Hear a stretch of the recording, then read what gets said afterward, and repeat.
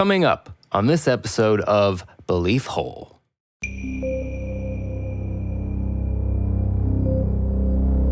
Like, I remember riding on the school bus in the fall in Ohio, and as Halloween was approaching, and just that magical feeling, just a magical feeling of like anything was possible. You can smell the leaves burning and the bonfires, and you knew like soon you'd be telling ghost stories by the fire, and yeah, that was the magic. Wait, the Ouija board told him to build the factory, and then he ends up falling off of it. Yep, from the roof. Should have gone with the magic 8 ball. Should have gone with the magic 8 ball every time. Yeah. Ugh. I don't think I look like a bird. Well, sometimes you do. The light strikes you, right? Sometimes you're my twin brother. Well, how do I know? If you're more gaunt. Okay, well then that doesn't make you a Gaunt. penguin? I mean, what was so creepy about that is like the idea of like walking through it and then it looks at you after you pass through. Mm-hmm. Yeah. Like that's just a weird, and I love that he had to go to the bathroom. When nature calls. I would have stayed in bed and pissed my pants. I would have laid and peed my bed. Would not have walked through a disincarnated spirit in the doorway. I think I just would have pissed myself. I remember Dad told us the story that when he read that book, he slept with a baseball bat. As if he's gonna like fight a demon with a baseball bat, but Didn't work batter too up. well. I mean, it has the same level of creepiness. It's just way more involved, which makes it even creepier. You're ritualizing something. You're summoning something, it seems like. Well, that's the whole point, yeah. You're putting so much emphasis on Right, your intention is to bring something forth. And that willful choice to let something in or to communicate with something, like that is the start of something dark. Let's do it. No, thank you. I know.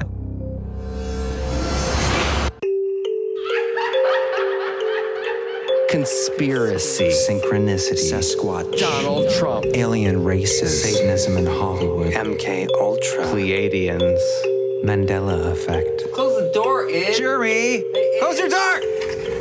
Snowflakes. Inner Earth, disagreements, My lab. JFK assassination, Flat Earth. Corey Feld, magicians are demons, specters and spooks, sleep paralysis, Muslim Islamicist, the gender spectrum, alternative history, shadow people, Quiet, I'm trying to say words with the mouth. psilocybin, sorcery, poltergeist, sulforaphane, evolution, is it real? Skull and Bone. I would never talk about it. That's old. Y2K. Cover-ups, the Oklahoma City bombing, vampire. Hi. Wow, that was intense. It's really loud. Yeah. Well, hello. Well, hello. Hello. Welcome, listeners, to episode 8. Of Belief Hole. We're going to be discussing Ouija board communication and spirit channeling. Creepy stuff. And yeah, channeling, you said that, right? I just said it. You just said that. Good, yes. Yes, Ouija boards, the methods of contacting. Yeah, I think the first part we're going to get into the kind of the interesting history of some of the methods of spirit communication. And then in the second half, John, we're going to maybe get less dark. There it is.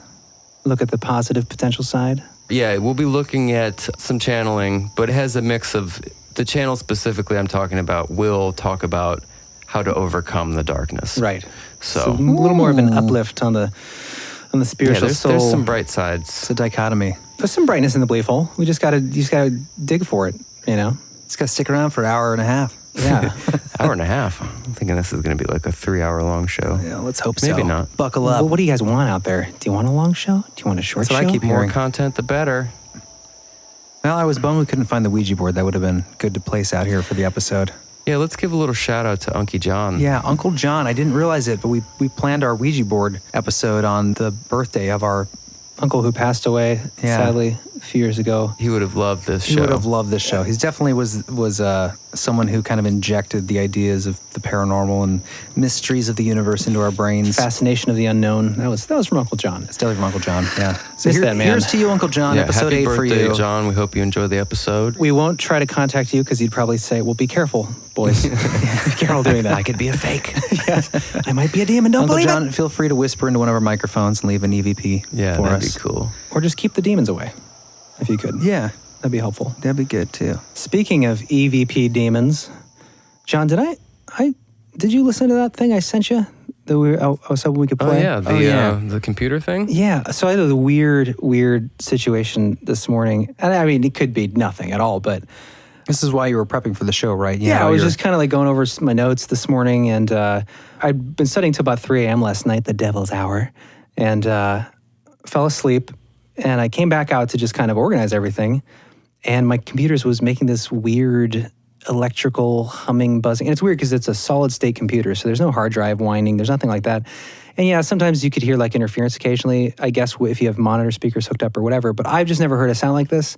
And I thought it was creepy to the point that like I got out my cellular device and I recorded it just because I thought maybe we'll get something. This isn't your recording though, It's is it? mine. Oh, this is yours? From this morning. Oh, that is creepy. Yeah, it was especially creepy because you walked into my room when I was sleeping and just played it into my ear. That was I terrifying. thought that you found this somewhere and you were like, this sounds kind of like what I heard, but this is the actual No, this recording. was, I got out my That's cool. phone and recorded it. Yeah, it's very ghostly. It sounds like it's... Let's take a listen. You want to? Yeah, I just wanted to say real quick that it was bizarre because it stopped only after I recorded it. It was like it said what it had to say. Oh, as soon as I was done recording it. Maybe it was Uncle John. Yeah, maybe. I don't know. It doesn't sound as friendly. It doesn't sound I very mean, friendly. it doesn't sound... Well, you guys will hear it. It's very digital sounding, but I've just never heard anything like this, and it's weird. It's why you were researching for the Ouija episode. The morning of our Ouija board episode when I had my research left up overnight. Cool sound regardless, but let's play Yeah, it. play it up.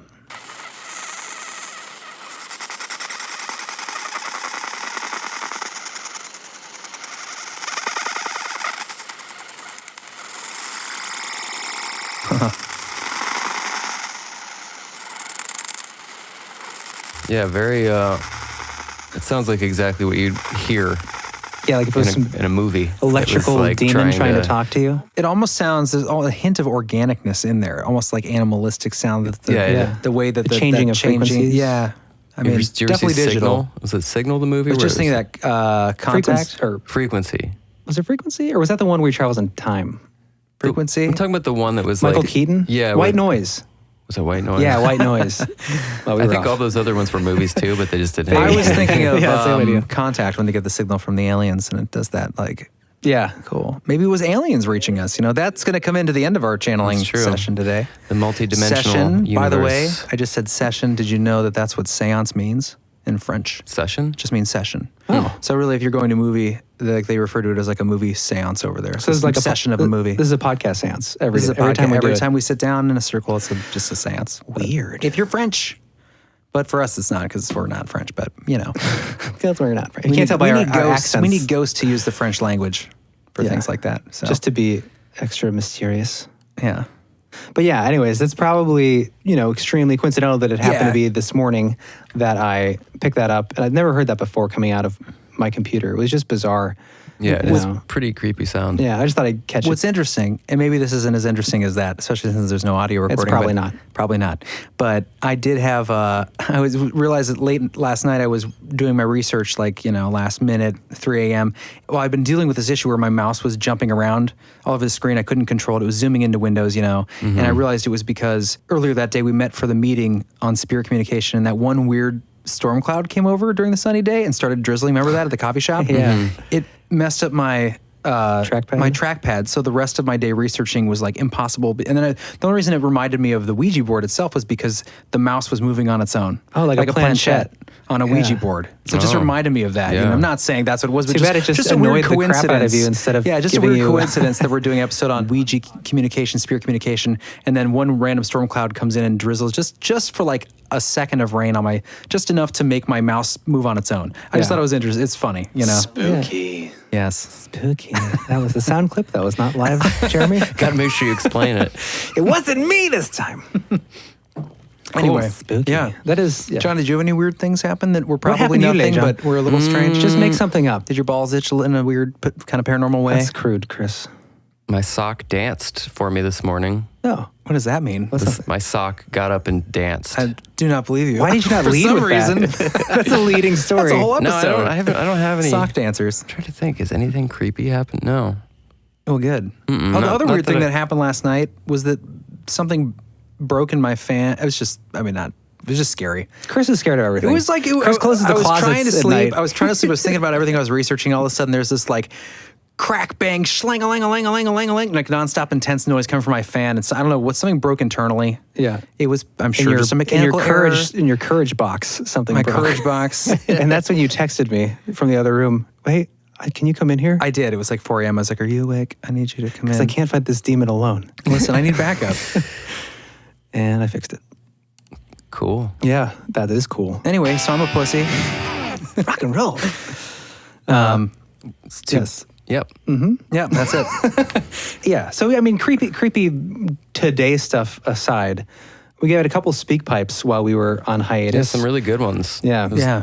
cool that people took the time to send in a message. Yeah, super motivating and encouraging, and wants to make us, And make us keep digging the hole. And you can leave one too. Just go to beliefhole.com and leave a creepy message or a creepy message. I know where you live. We're stalking you.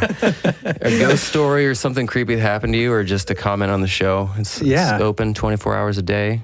All the day. Never closed. Yeah, we got some good write-ins and a couple good speak pipes, and we'll share them later on in the episode. Yeah.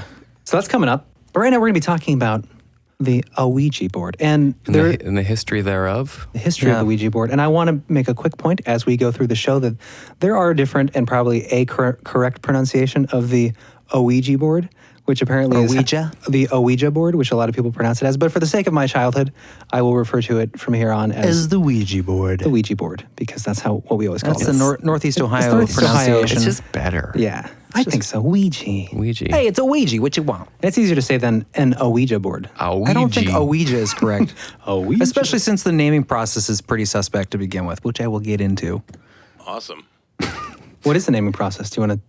Well, I can jump ahead to that, or we can just go through I can set the stage for you if you would like. Just let the spirits guide you into the story of the Ouija board. Ouija board. Cue crickets. Ooh, I like that. Okay, so to understand the need for such a device, you have to consider the time period. So, right before the Civil War, spiritualism was pretty popular in Europe, but in America, it was kind of frowned upon.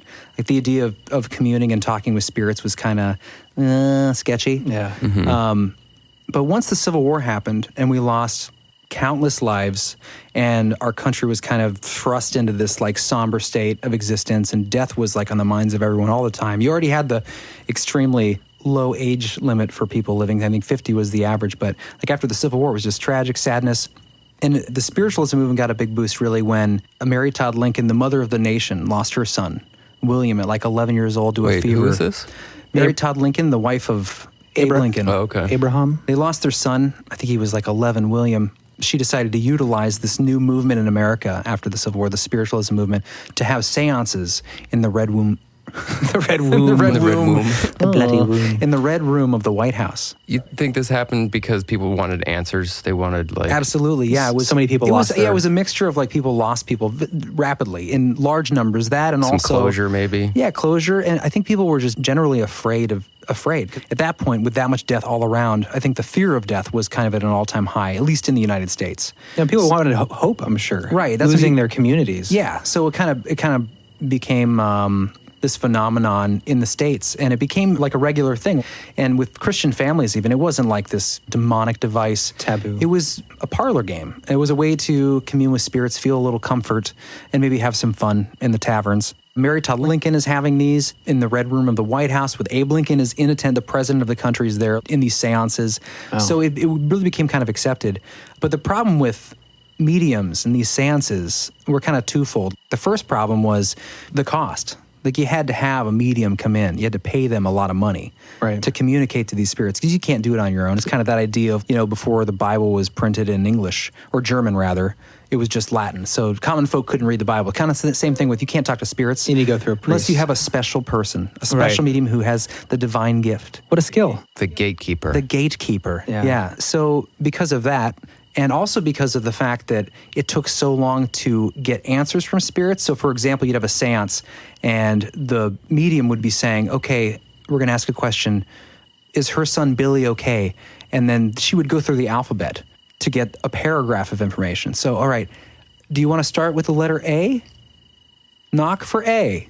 Oh, my gosh. gosh. And they would go through the whole thing. Talk about tedious. Yeah, so exactly. And this is the age of like the... Can we get an A in the room? Our first advancement in instant communication had come, like the telegraph. People are kind of already getting like, okay, instant communication. Yeah, let's we move can this talk to along. someone in, Tennessee and I'm in Ohio. Why can't I talk to the dead?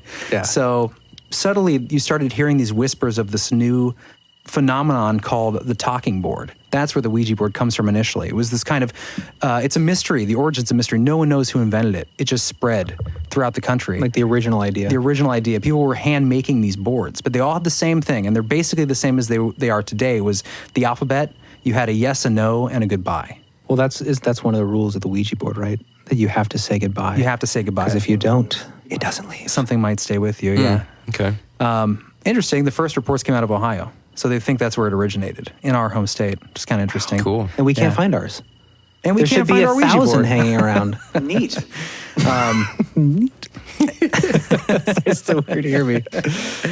Anyway, so you had this kind of this thing kind of popping up in taverns. People were playing it, and then there's one guy who's a very keen businessman. He's like, "This would make a great parlor game. We can make this a toy."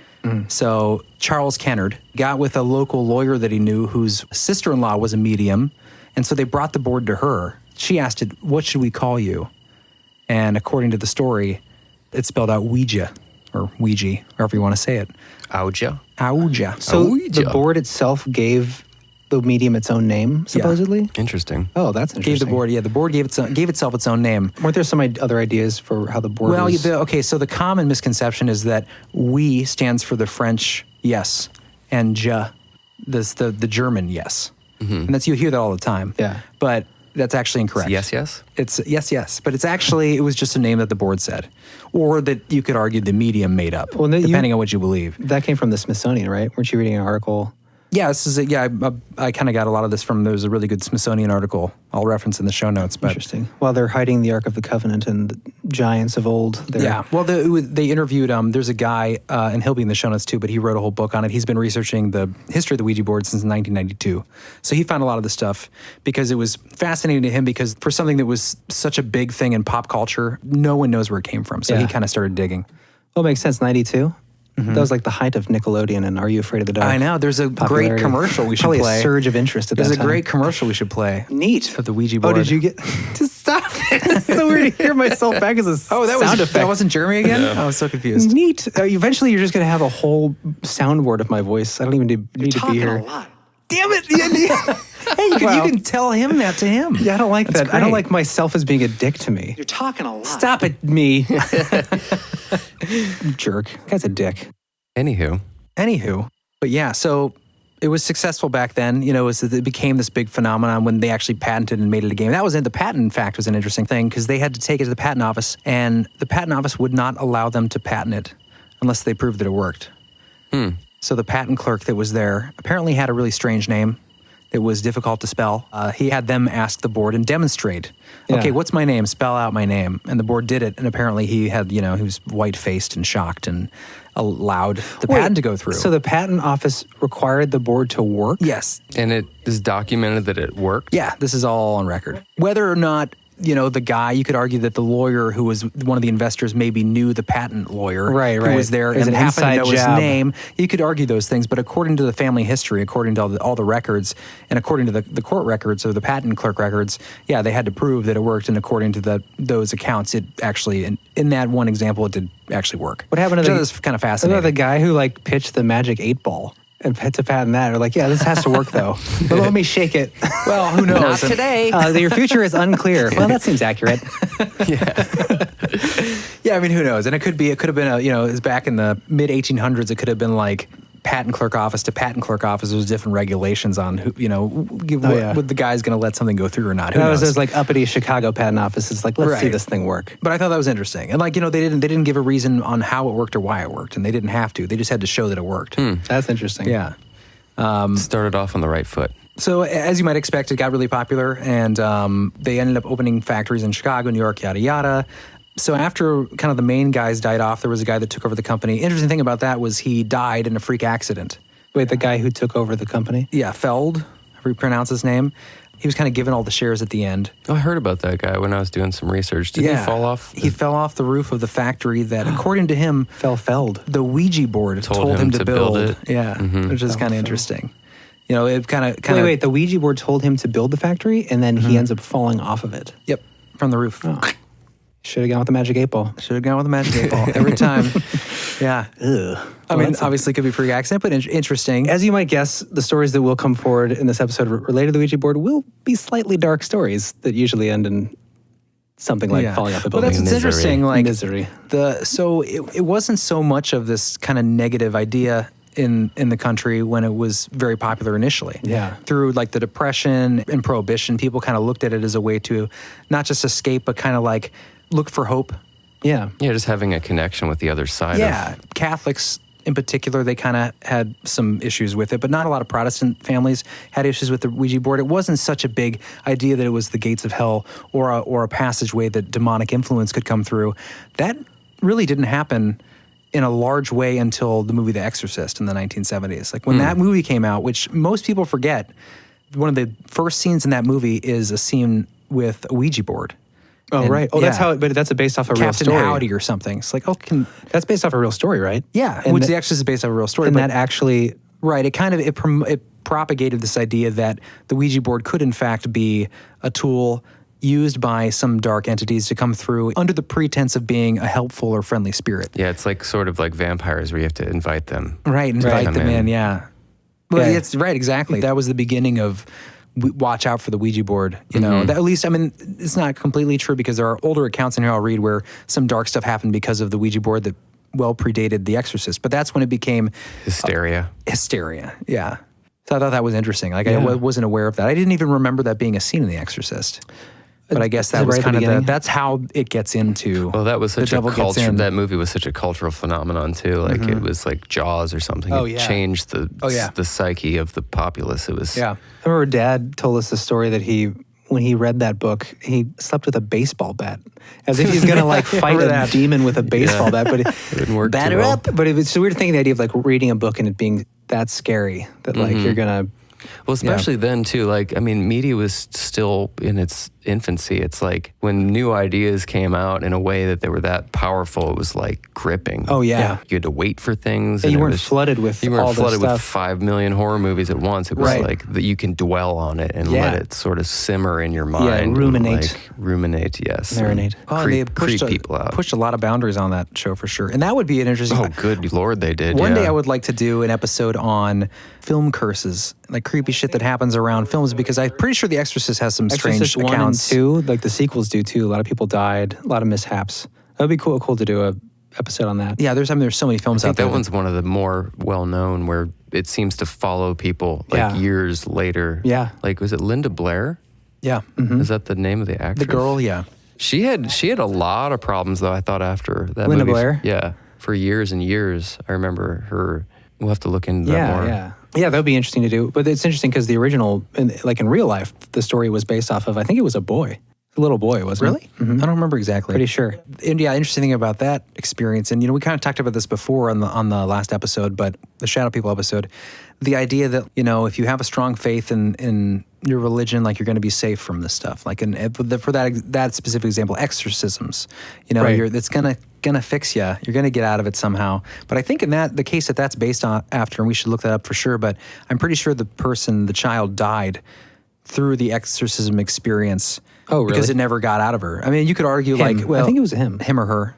But you could argue that like, well, that was, it's abuse of the church and abuse of a crazy faith that believes in spirits and demon possession. You could also argue that the demonic influence was real there, but her faith didn't save her in the end. At least Right. not completely. I mean, she did die from her, who knows what happened afterwards, but It's also a child, right? Too. Yeah. So yeah, it seems like a vulnerable person where I don't even know if children can really fully express what faith is at that age. Right. Yeah, as a child, you open yourself up to, a number of things, even in the non-spiritual world, non-supernatural world, and you're susceptible more than an adult would Yeah, be. you're not a fully formed being yet. You're right. still How much will do you have, really, for understanding of the world or in general. intention? Yeah. Yeah, it's You're more of an definitely open book a little bit. That's why I would imagine they get preyed upon. Yeah, well, especially in that puberty realm, right? Yeah, when things are topsy-turvy inside the body. Hormones run amok. Yeah. emotions. The days of Carrie. The days of Carrie. Well, that's so you always hear that argument or that concept that potentially a lot of poltergeist activity you can attribute to like preteens in the home, Right. Where so much psychokinetic energy or whatever's going on, because of the fluctuating hormones and emotions and hypersensitive states And the innocence and vulnerability. yeah, it's is that still there. change. Yeah, it's that time of change. Yeah, in between. It's the transformation. We're not going to go to the the satanic sacrifices, but it seems to be a hot age too. Yeah. Well, that's the thing too, is even if it's just some negative energy, it seems like that kind of value of an innocent, and that's told throughout time, like, Little Red Riding Hood, whatever, like the innocence. Even in Aleister Crowley's, the blood of a male child is the purest form of sacrifice or whatever. It seems sexist. It does a little bit. The little kid was, why the male child? So yeah, it seems like there is this theme of like that innocent. And I think it's interesting that around the time of puberty, when stuff like that seems to happen, that's a time of internal chaos, emotional chaos, and the idea of like the choices that you make at that time, you're given more responsibility. You're starting to realize like the world has more weight to it. And there's a lot of parallels in literature or even biblically, like the idea of like being presented with the temptation and whether choosing yes or no, and that willful choice to let something in or to communicate with something, like that is the start of something dark potentially. It's interesting too, because I mean, who are the people that use the Ouija board the most? Teenagers, adolescents. They're searching for something that tells them there's more to life than the physical, what they see. Well, maybe not even but young adults, I would say. When you're still, looking to have fun and something new and exciting. I think anywhere between like middle school and, like college years. And we'll get into that. We'll get into that later, actually, because the college years.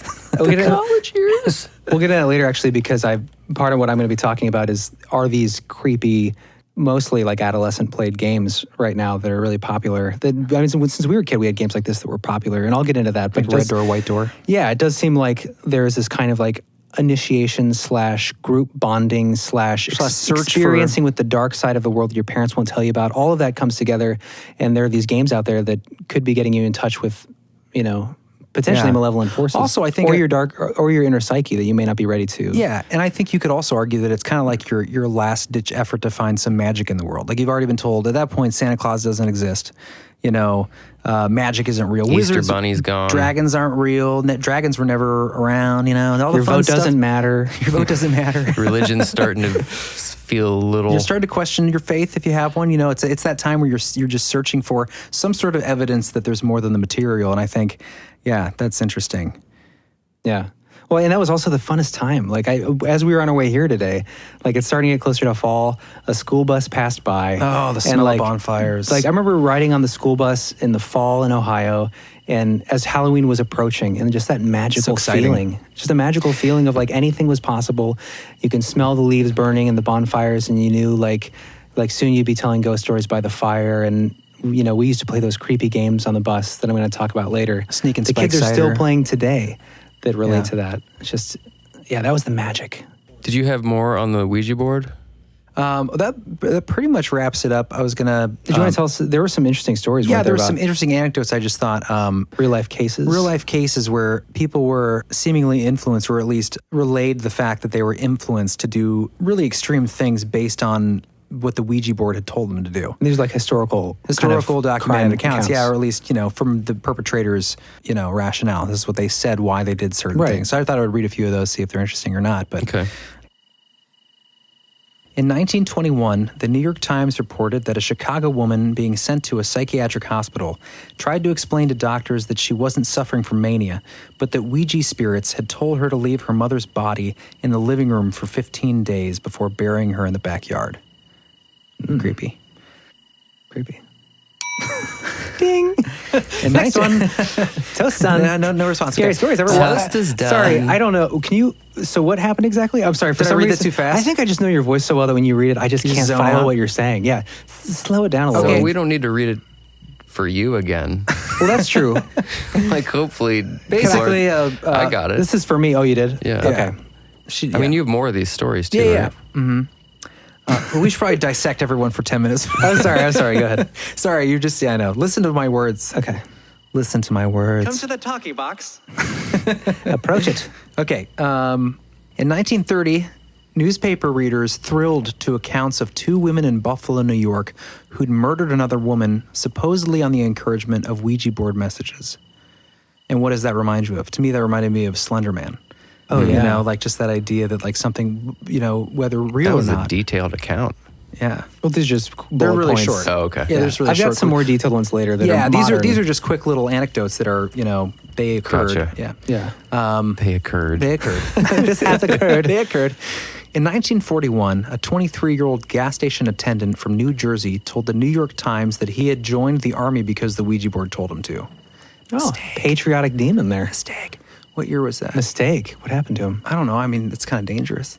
It must have been World War II, so, I mean, good for him. I mean, was there like a noble cause? Was there some sort of police report associated with that? Or was That just was the like, end of it. hey, Mom, Ouija board told me I'm going to war. Told the New York Times. I don't know why the New York Times asked him. So bizarre. Hey, bub, why'd you join the army? Well, the Ouija board. Newsworthy event. Okay, well, maybe that wasn't great. Let's move on to the next one. In 1958, a Connecticut court decided not to honor the Ouija board will, quote unquote, of Mrs. Helen Doe Peck, who left only $1,000 to two former servants and an insane $152,000 to Mr. John Gale Forbes, a lucky but bodiless spirit who'd contacted her via the Ouija board. So she left it to a supposed spirit? A spirit on the Ouija board was like, hey, leave me some money. So where does that money go? I don't know. I guess it just stays in limbo until he manifests in another incarnation. I don't know how that would work. That's bizarre. Yeah, she's probably nuts. Probably not.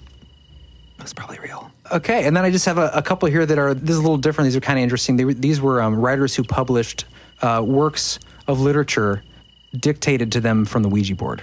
Okay. Really? Yeah. That would take a long time, I would think. Yeah. It's a form of channeling, basically. Yeah, exactly. So in 1916, Mrs. Pearl Curran made headlines when she began writing poems and stories that she claimed were dictated via Ouija board by the spirit of a 17th century English woman called Patience Worth. I like that name. Emily Grant Hutchings claimed that her book, Jap Heron, was communicated via Ouija board by the late Samuel Clemens, better known as who? Mark Twain. Mark Twain. This one I thought was the most interesting because of the acclaim. James Merrill in 1982 had an epic Ouija-inspired and dictated poem, The Changing Light at Sandover. It won the National Book Critics Circle Award. Merrill, for his part, publicly implied that the Ouija board acted more as a magnifier for his own poetic thoughts rather than as hotline to the spirits. But that's what you would say, right? If a spirit wrote it. Yeah. You'd be, well, it was all me. It was mostly me. I mean, I got a little help. A little help from the spirits. spirits. Yeah, that was pretty much it. I thought it said Nobel Prize, but I guess it was just the National Book Critics Circle Award, whatever that is. I'm sure it was great, Mr. James Merrill. Mr. James? I'll have to check it out. It's a great title. I like that title a lot. The Changing Light at Sandover. I do too. Very pretty. Was Cool. it a good poem? I don't know. I haven't read it. Nope. So the last thing I listed on here, and we could touch on this later if you want. Don't want to touch on it now, but it's just kind of the skeptic's response. Yeah, the skepticism Did about it. you want to wait till we get to your stuff to talk about that? Because there's just like a couple little facts. We can do it then if you want. Yeah, let's say build the that- you story say more. that, I feel okay. like we're not in it quite enough Yeah. yet to have a retort. Yeah, that's pretty much. Do you have any questions about? I mean, there might be some. Are you asking the parts of audience? Do you guys have any questions? Well, they're not here. There's no hotline. Raise your that's live. voice so. hand. No, I don't have any questions. I'm about asking the spirits. history. Spirits, do you have any questions about the history? Charlie, are you here? So we're solid on the history. You guys don't have any questions? I'm Was solid. that Will there be a enthralling? test? Are Be solid on the history. I mean, It was good. No, I thought it was really interesting. There were a lot of it was interesting good. stuff in there that I did not know Some interesting stuff. good stuff. about the Ouija board. Someday it might be cool to go into like more of the history on spiritualism in general. If anyone would like to go to our website, belieful.com, and leave a speak pipe about how Chris could do better next time, Don't invite them in. don't let them in. It's about your intention. Speaking of business, as we Yes. right before we go to the break, First break. yeah, we just want to just give a little shameless self-promotion, ways that you can interact with us.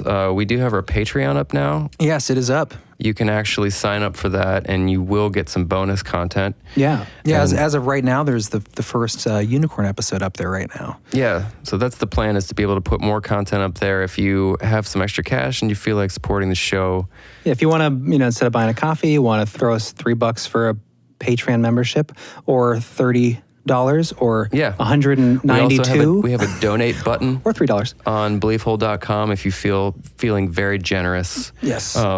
Also, if you don't have any extra cash, but you'd still So like, you'd still cash on you. Well, we do take check on We do have- No, I'm just saying, if you want to support the show in other ways, you can leave us a review on iTunes. Yes. We also have Instagram and Facebook accounts. You can follow us that way. Go to YouTube. We do post our show there. You can YouTube. go to the Shadow People episode and respond to that asshole who left us a negative comment. He was not an asshole. He just had some Lord, strong Jeremy. thoughts. I hate him. I hate him. Or one negative comment. I can't take it. I quit. Yeah. No, so, check us out wherever we are, and Yeah, interact, speak. and I want to say thank you for everyone who has so far. Like we've had really great messages. really some really friendly solid people. messages from really intelligent, interesting people. Yeah, I'm really actually.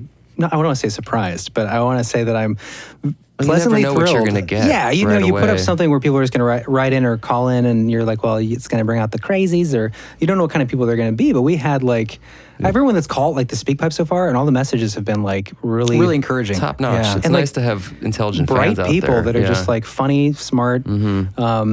Yeah, so big thank you to Mike. Mike, my good high school friend, awesome, very generous donation. Super generous donation. Ron on Patreon. Ron, our one patron Our so far. first patron. Thank you, guys. He will be the only one so far listening to a full feature-length, awesome Saturn Death Cult episode that is now available on Patreon. Yeah, so get it while it's hot. Yes. Get it. Patreon, we're going to have more content. So subscribe if you want it. Thank you, Ron. Another thanks to Ashley for her kind words. Trisha, who, if you go to our latest episode, wrote like a lot of extra information about. On our site, yeah, really detailed information, kind of going off the last episode we did, and she touched on a lot of more spiritual, metaphysical side Yeah. of some of those topics. People definitely filling us in places that were not 100% accurate is always nice. Yeah, we are. Yeah, we want to bring up interesting information and let it, fester in people's brain holes. But we're not going to be experts. So anyone who wants to write in and share their stuff, that's awesome. Huge thanks to we're gonna play the speak pipes coming up here, but the two speak pipes we had were great. Huge thanks. Huge thanks Thank for you making that extra effort of actually for jumping into a volcano of doom. yes into the empty bottomless, hopefully not empty, bottomless pit of the belief hole. I think is that it for now? Oh yeah, Rachel. Yeah, Rachel, thank you for your recent communication with us, leaving us really positive feedback and some interesting conspiracy issues to look into. Yeah. Let's play that speak pipe from Justin that, John, you built into kind of a little bit of a soundscape behind that, because I thought that was a really cool story. Yeah, we'll play that over the break, and then we'll come back and talk about it. Absolutely. Okay. Absolutely, dude.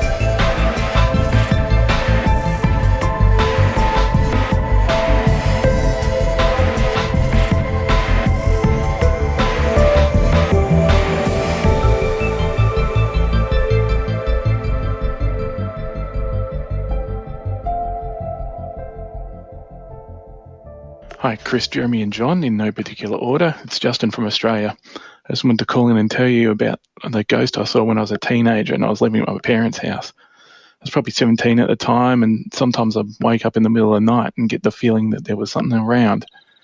And I'd be staring out at my bedroom, looking at the hallway, and this ghost that looked like a three-dimensional shadow would walk up to my doorway, stand there and look in. This happened on and off for a few months. It would just stop there, wait a while, and then walk off. And there was one night where I needed to go to the toilet really badly, so I decided to walk through it to get there. I can still remember how cold it felt to touch. It didn't attack me or anything, it just turned around to look at me after I passed through it. My brother, he also saw it as well, standing in the doorway of his room. He was pretty skeptical about it. And he described it exactly the same way as what I saw. A man that looked like he'd been coloured in with black marker, but was still semi-transparent. So to cut a long story short, I was raised in a religious house, and after it started appearing next to my bed after a while, I started praying. And I prayed that wherever this spirit was meant to be, that God send it there. And after that, I never saw it again. But that wasn't the last time I ever saw a ghost. Anyway, that's my account of what I saw. Hope you enjoyed it, and keep up the good work. Wow. Good story. Great story. Creepy freaking story. Thanks, Yeah. Justin, for sharing that. Yeah. And we appreciate the cliffhanger, too. I know, I yeah. love that he left it with saying, What was that it? wasn't the last time I saw a ghost. Wasn't the last time. Yeah. Call back, I'm sure Justin. there'll be more from him. Yeah. I mean, what was so creepy about that is like, well, first of all, the idea of like walking through it and then it turns around, like it looks at you after you pass through. Yeah. Like that's just a weird, and I love that he had to go to the bathroom. Yeah, I would have. When nature calls. I would have I stayed love that in he says bed. toilet. I know. I Instead would of, have stayed in I had bed to go and pee. pissed my pants. I would have laid Yeah. and peed my bed. Would not have walked through a disincarnated body spirit in the doorway. I think I just would have pissed myself. You wouldn't have gone to the bathroom and. Well, there was a weird noise in my room last night, like we were saying earlier, and I stayed in my bed. You're also a pussy. I am a giant. I'm a giant pussy. Vagina. Just say vagina. Let's say nice words. Vagina. But that was a great story, and I also love like the neutrality of like where he wanted God to send the Spirit. Did you catch that? It's like wherever God's gonna send him, just go ahead and send him. He wasn't like exercise you to hell or whatever. Apparently. No, yeah. I just like that kind of even-handed. Or did it? I want to know what happened later. It's not the last time.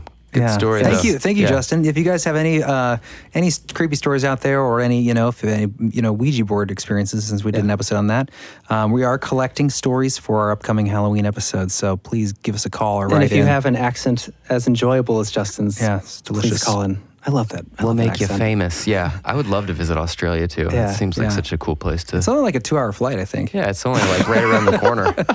There is a skip and a jump right under the flat Earth. I do have a friend in New Zealand. If we can get there, which is pretty close to Australia. Maybe when Australia. when we're really doing well with the show, we can travel to. Yeah. places So this time next year, we'll be on a flight to Australia. Justin, exactly. Come on, visit you. Do we want to play the other speak pipe? Yeah, we can just do the other one. Really good speak pipe from Terry. This is this wasn't a story. This is just more of a call in. This was last night at like 11 o'clock. Yeah. It was nice while we were researching to get a message. Terry. Are we allowed to say last names? Oh. We'll just bleep it out. It'll sound cool. Bleep it up. I hope you enjoyed that bleep. Yep. Terry, bleep. Hey guys, Terry here. Professional disc golfer, global agnostic. I discovered your podcast on Allcast, and I have to say, it's a real hoot and a half. Yes. I look forward to listening to you guys to and from work every day. So please keep the show going and keep up the good work. I would be really curious and interested to hear your thoughts and opinions on these people opening portals with certain audio frequencies. I believe in the 525 hertz range to 528. Is that just After Effects, or is that the real deal? Also, is it possible to see a picture of Jeremy? I want to see what an aging bird looks like. I will take my question offline. Come on. And I'll see you in the belief hole. Thanks. Oh, it's so great, man. It's so like dry too. Oh yeah. Like I don't look like an aging bird, thank you. But I can see why you'd be confused. That's a harkening back to our first episode. You look like the lesbian from Glee, the teacher. Oh yeah, what was her name? Oh, she's a great actress. Oh, was she an aging bird? Is that where that came from? No, it came from It's Always Sunny D. You guys were talking about in the first episode we did in Austin. Not aging bird. That was just you look like a bird, and then I put the aging bird. Right, but I'm saying that's where we rolled into it back. Terry, don't encourage them. I don't think I look like a bird. Well, sometimes you do. The light strikes you right. Sometimes you're my twin brother. How do I know? What are you? If you're I'm more gaunt. Okay, well then that doesn't make you a penguin. I'm a ostrich, and more you're like penguin. Withered and gaunty. Well, if you listen to our kind of a slope about you. The episode on Patreon, for some reason, I'm also described as a blue-footed booby for some reason. In our Patreon episode, you're fluttering very about. bird-like. Apparently, I was having trouble really describing or connecting the dots with the Saturn death cult, and so I was flapping around like a blue-footed booby. Falling down the blue so did we want to comment on his question about CERN? CERN. Do you know anything about that? I'm not familiar. Not specifically with the frequencies, but the frequencies. But the CERN, I do like. It's funny because that day that he sent that, which was yesterday, I had got a YouTube video from a close friend about CERN. And I thought instantly, like, man, I've been dying to do an episode on CERN and the occult connections, potential connections to CERN. And we haven't done it yet. And I was like, man, we got to do that. And then we get that speak pipe. It was just synchronistic. Like, I would love to dive into that. CERN was the place where that video was shot where they had that like all those people in robes. Ritual in the middle of the grounds. which some say was a hoax. But how do you get into CERN and do a ritual? Well, that was the argument, was that the people that were doing the ritual were like students that had been invited. Young scientists. Because you have to be invited to get there. And one of the arguments for why it was that seems very bizarre. Well, one of the reasons why it was supposedly potentially faked, or you could argue that it was someone who felt bad about what was going on in the ritual, but whoever was filming it through the window, it appears as if that person is wearing the same robe who's filming it with their phone as the people out in the that still doesn't mean it's a hoax. Right. It could be just someone who bailed from the ceremony. Or just someone that shot it on purpose and was putting it out into the world like, this is what we're doing. That's what I meant, yeah. Yeah. Yeah, But maybe it wasn't a defector. Right. Well, but- that's a whole episode we could do. Yeah, And, there's definitely some bizarre things going on there. And I don't know, I'm not where it's built. I'm not sure what he was referring to with the frequencies exactly, but it reminded me of there's a concept, like I tune pianos, and there's that you tune things the to like resonance. A440, the resonance, and all tuning is at a certain frequency, and there's an argument that frequency is known and specifically known to not be conducive for like human energy. Oh, right. And that, but we tune everything to that specifically because it is disruptive. A440.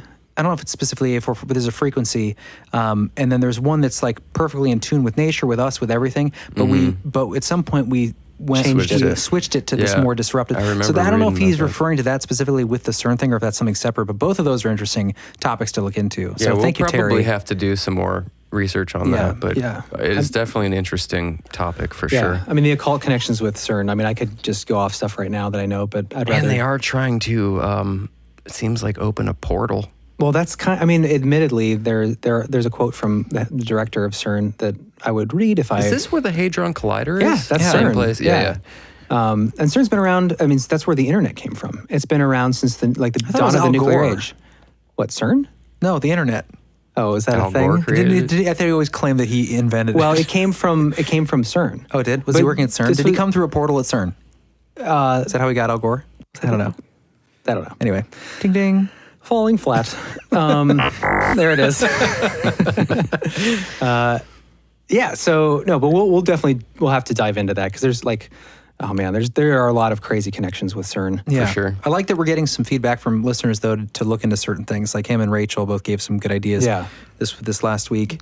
Because there are limitless topics to go into. So let's get back on the horse. Sounds good. The horsey with the Halloweeny episodes. We got the Ouija board. So let's Is move that your it- New Jersey I accent? don't know what that was. It's like That an was old really angry bad. New Jersey woman. I was like thinking about it. to the episode Let's get back to the episode. We're going to be talking about some Ouija boards. Okay, I'm done. Sorry. You should have been a dramatic actor. Yeah, you. A dramatic Fantastic. actor. I'm a method actor. Jeremy is right now wearing a I stayed dress. with someone who did very bad impressions of For New months. Jersey accents, For and I months. stayed with them so that I could learn what it was really like to do bad to give accents. bad accents. Yeah, that's just like a mind warp. Yeah. I went somewhere to learn really bad accents. Anyway, do it Anywho, great. huh? You do it Okay, so brilliantly. getting back into it, I wish I had a sound effect at my disposal to go. I could do The this. Who Wants to Be a Millionaire? How about? Nope, that's not That's help. kind of deflating sound. Yeah. You need like a focusing in lightning sound. crackle. Yeah. Ouija board Yeah, no, sound. I don't got anything of that. We'll just drop that in. Okay. Drop it in here. Okay. So getting back to the Ouija board. So I wanted to play, and I know this won't translate super well right away for those of you listening on your earphones, but I wanted to play a clip and get your guys' reaction. Because you can YouTube Ouija board videos and people supposedly actually doing Ouija board tests, right? There's a guy named Mellow Bird. I think it's Mellow and then B1RD, but it'll be in the show notes. It'll be in our episode. Yeah, so this is Mellow Bird with his Ouija board. For sure. A little background, his house is supposedly haunted, and he has tons of videos of poltergeist activity. A lot of it's really compelling, and this is one of the most popular ones, and it deals specifically with doing the Ouija board on Halloween night. So let's roll tape. Hi guys, happy Halloween. We're gonna try this again. Didn't work out too well last time. So he has a glass there. I think it like this. 1, 2, 3. Whoa. That was freaky. It startled me. I didn't sway.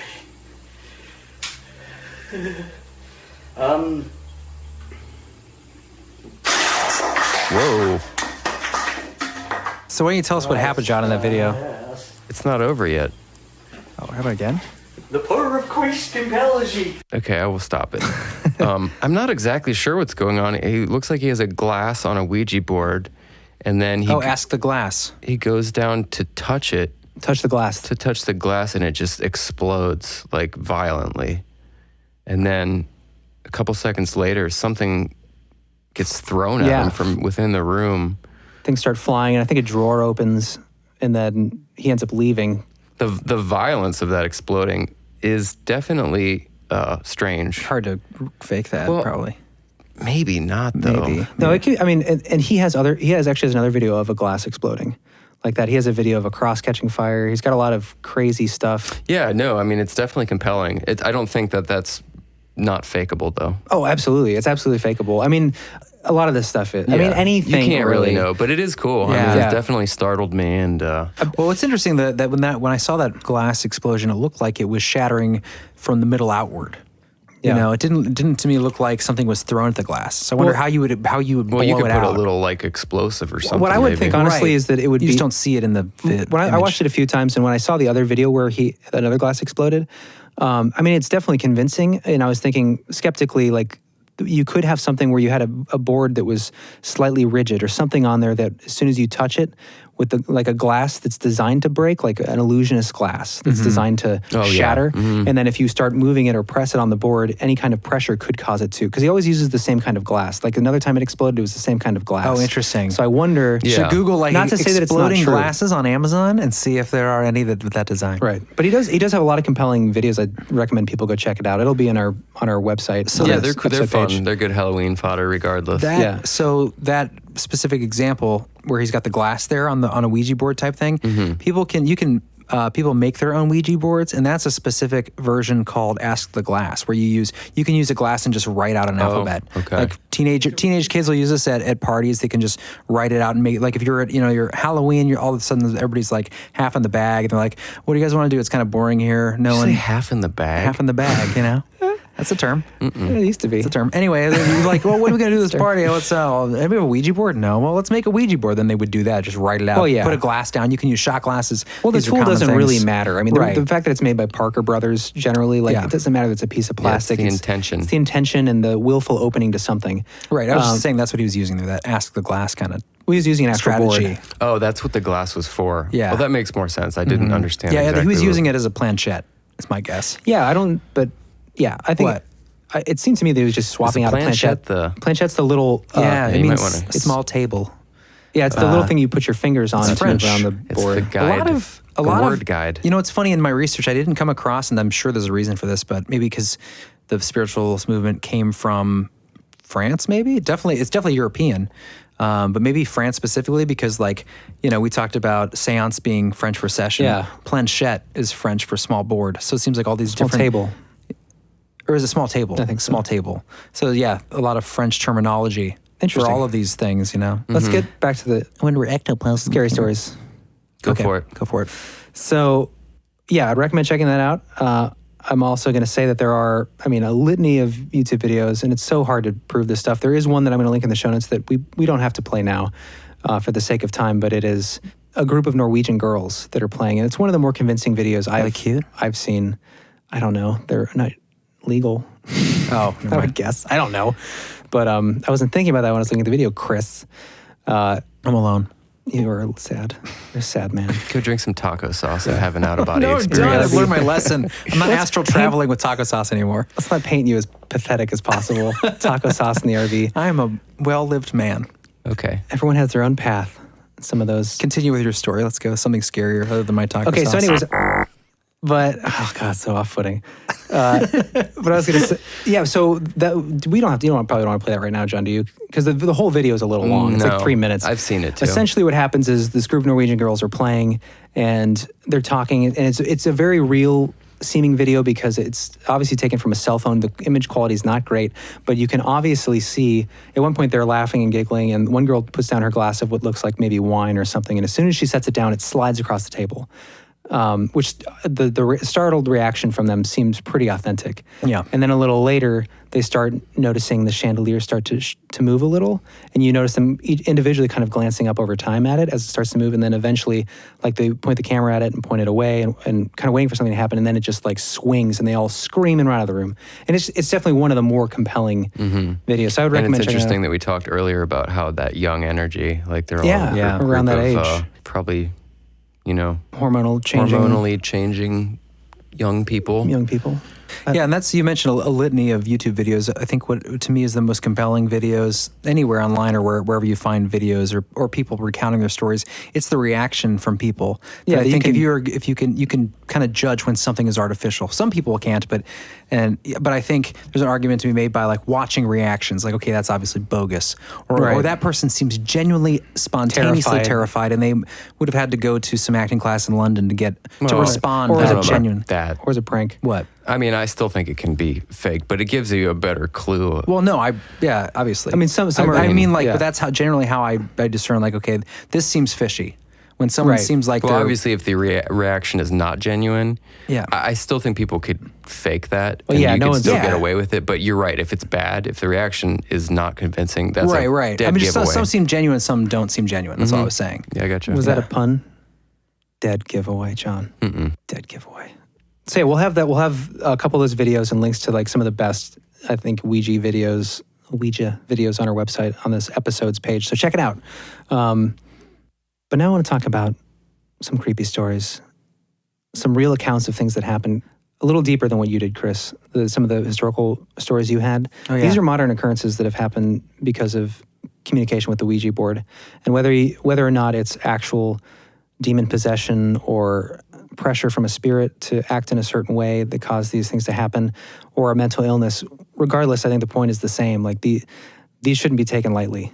The idea of the board or any kind of opening yourself up, even if it's just your deeper psyche and places that you're not ready to go, but you let yourself go there, there can be consequences, and I'd like to read a few of those consequences. Be safe. Do you have any spooky music, John? You want to tell us something? I can find something. I've got 3 quick stories here, and these are all news accounts from different sources that will be listed on our website.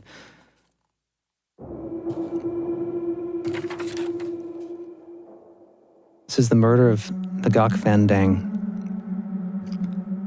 In 1938, 25-year-old Anthony Hall and his 16-year-old girlfriend Bunny Dixon were fascinated with Satanism and the occult.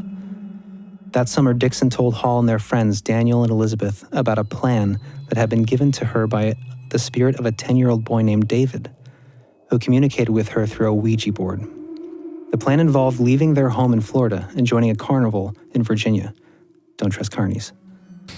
In order to fund their trip, they would have to rob and murder a motorist. On July 20th, while the girls pretended to hitchhike, the guys hid out of sight from the road.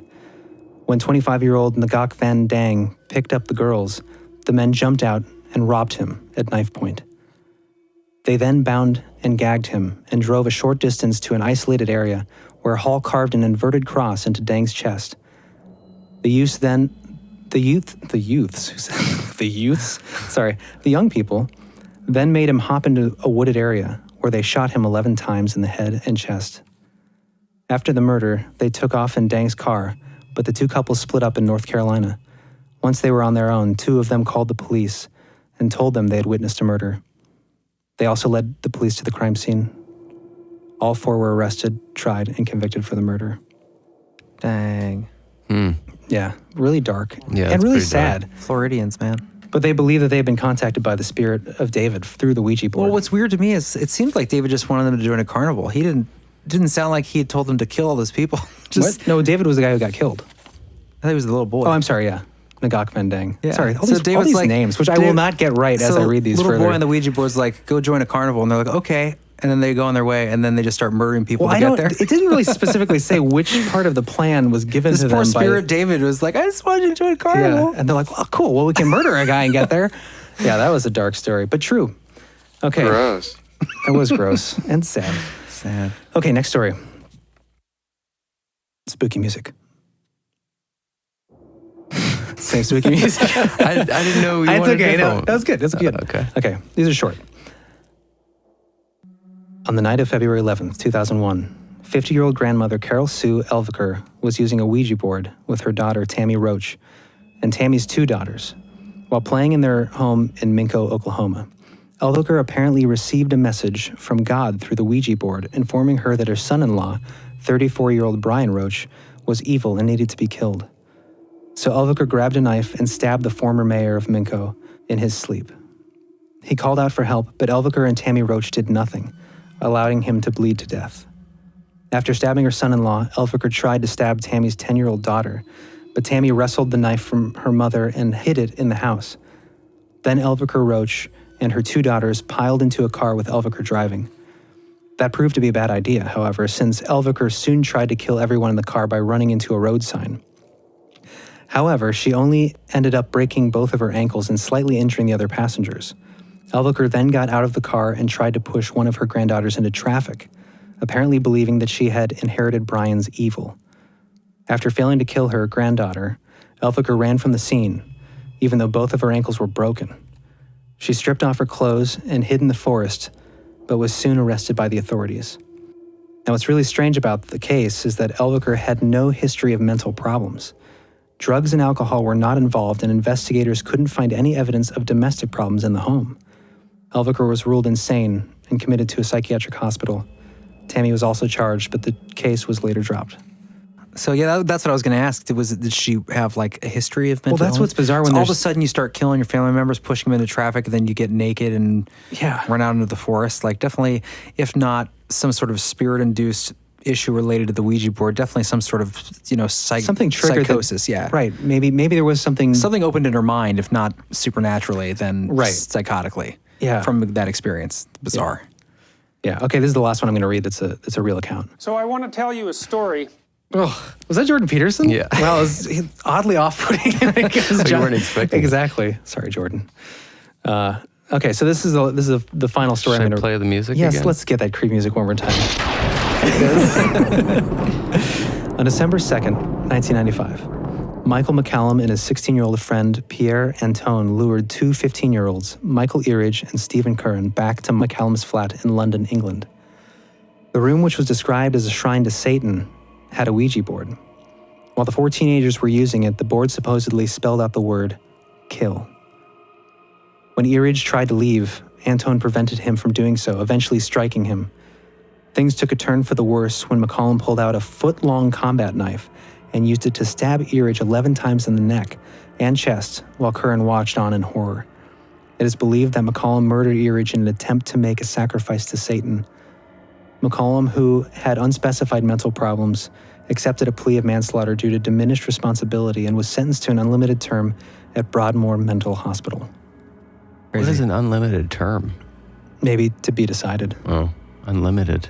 Unlimited. That has a Creepy story, nasty though. ring of forever to it. Yeah. So it's that thing. Is that an example of the board contacting some demonic spirit, or is it someone with psychosis who's, believed he was sacrificing someone to Satan. Right. And whatever you think about, Anton LaVey's Church of Satanism or Church of Satan versus like people practicing a different kind of Satanism and hidden shadows, sacrificing whether it's children. just more New Age or actually dark. I mean, there's different ideas to this, but like this person obviously believed that he was practicing a form of Satanism and wanted to sacrifice, and it was led by this Ouija board, the motivation to do it. Yeah, creepy stuff. So there's a lot of creepy, gross, nice, freaky fun, stuff out friendly there. stories. Yeah. Gross. Now, yes, You guys know who that is? I don't. It's my passed on friend. That's I Chad? thought it might have been Chad. Oh, wow. That's heavy. Yeah. Well, he gets to somehow channel with us right now Yeah. and be a part of the show. So Yeah. Well, I feel like that's how he would do it too. yeah, Gross. he would too. Yeah. Yeah. Crazy sense of humor. Yeah. He's a good guy. Miss him. Yeah. Wow, this episode's a weird mix of like emotional situations. Humor, like it's like we're joking about a story, and then the story involves like the actual murder of somebody, and then just like this up and down of like dark. I mean, because it's weird because like the whole like occult Ouija board stuff, it's a game in a lot of ways. Like it has this kind of fun spirit to it, but at the same time, like That's how they lure you in. there's like that sense of dark mystery that brings people into it. So, Yeah. All right, so I have one more clip that comes with my segment of the Ouija stuff. Oh my God. Okay. What are you talking about? So I Use your words. Speak your words. I have that other clip. Come to the talkie box. I have that other clip of an supposed actual possession. Okay. Oh yeah. That if you want to play, I'll give a quick background to it.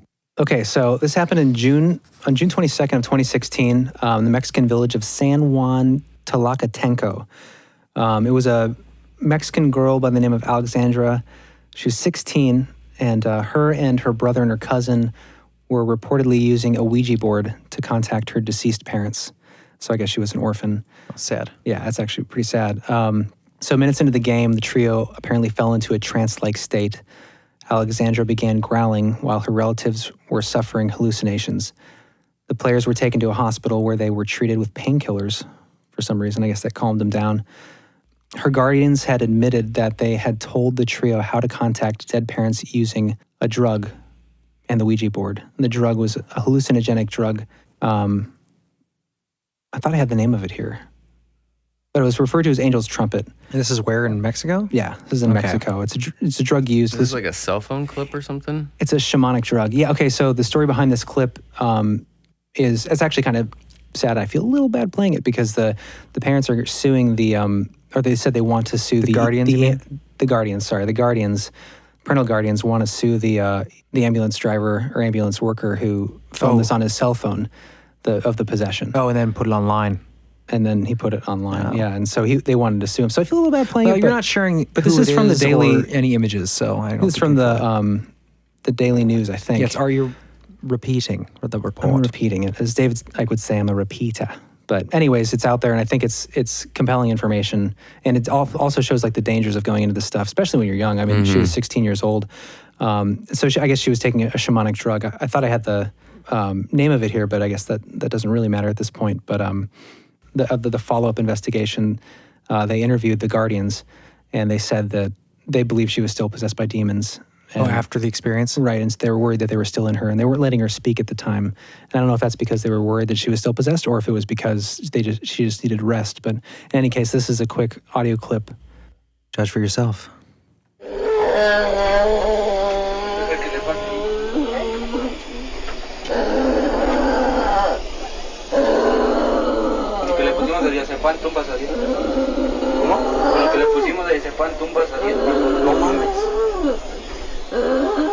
Alejandra, ¿no te has cansado?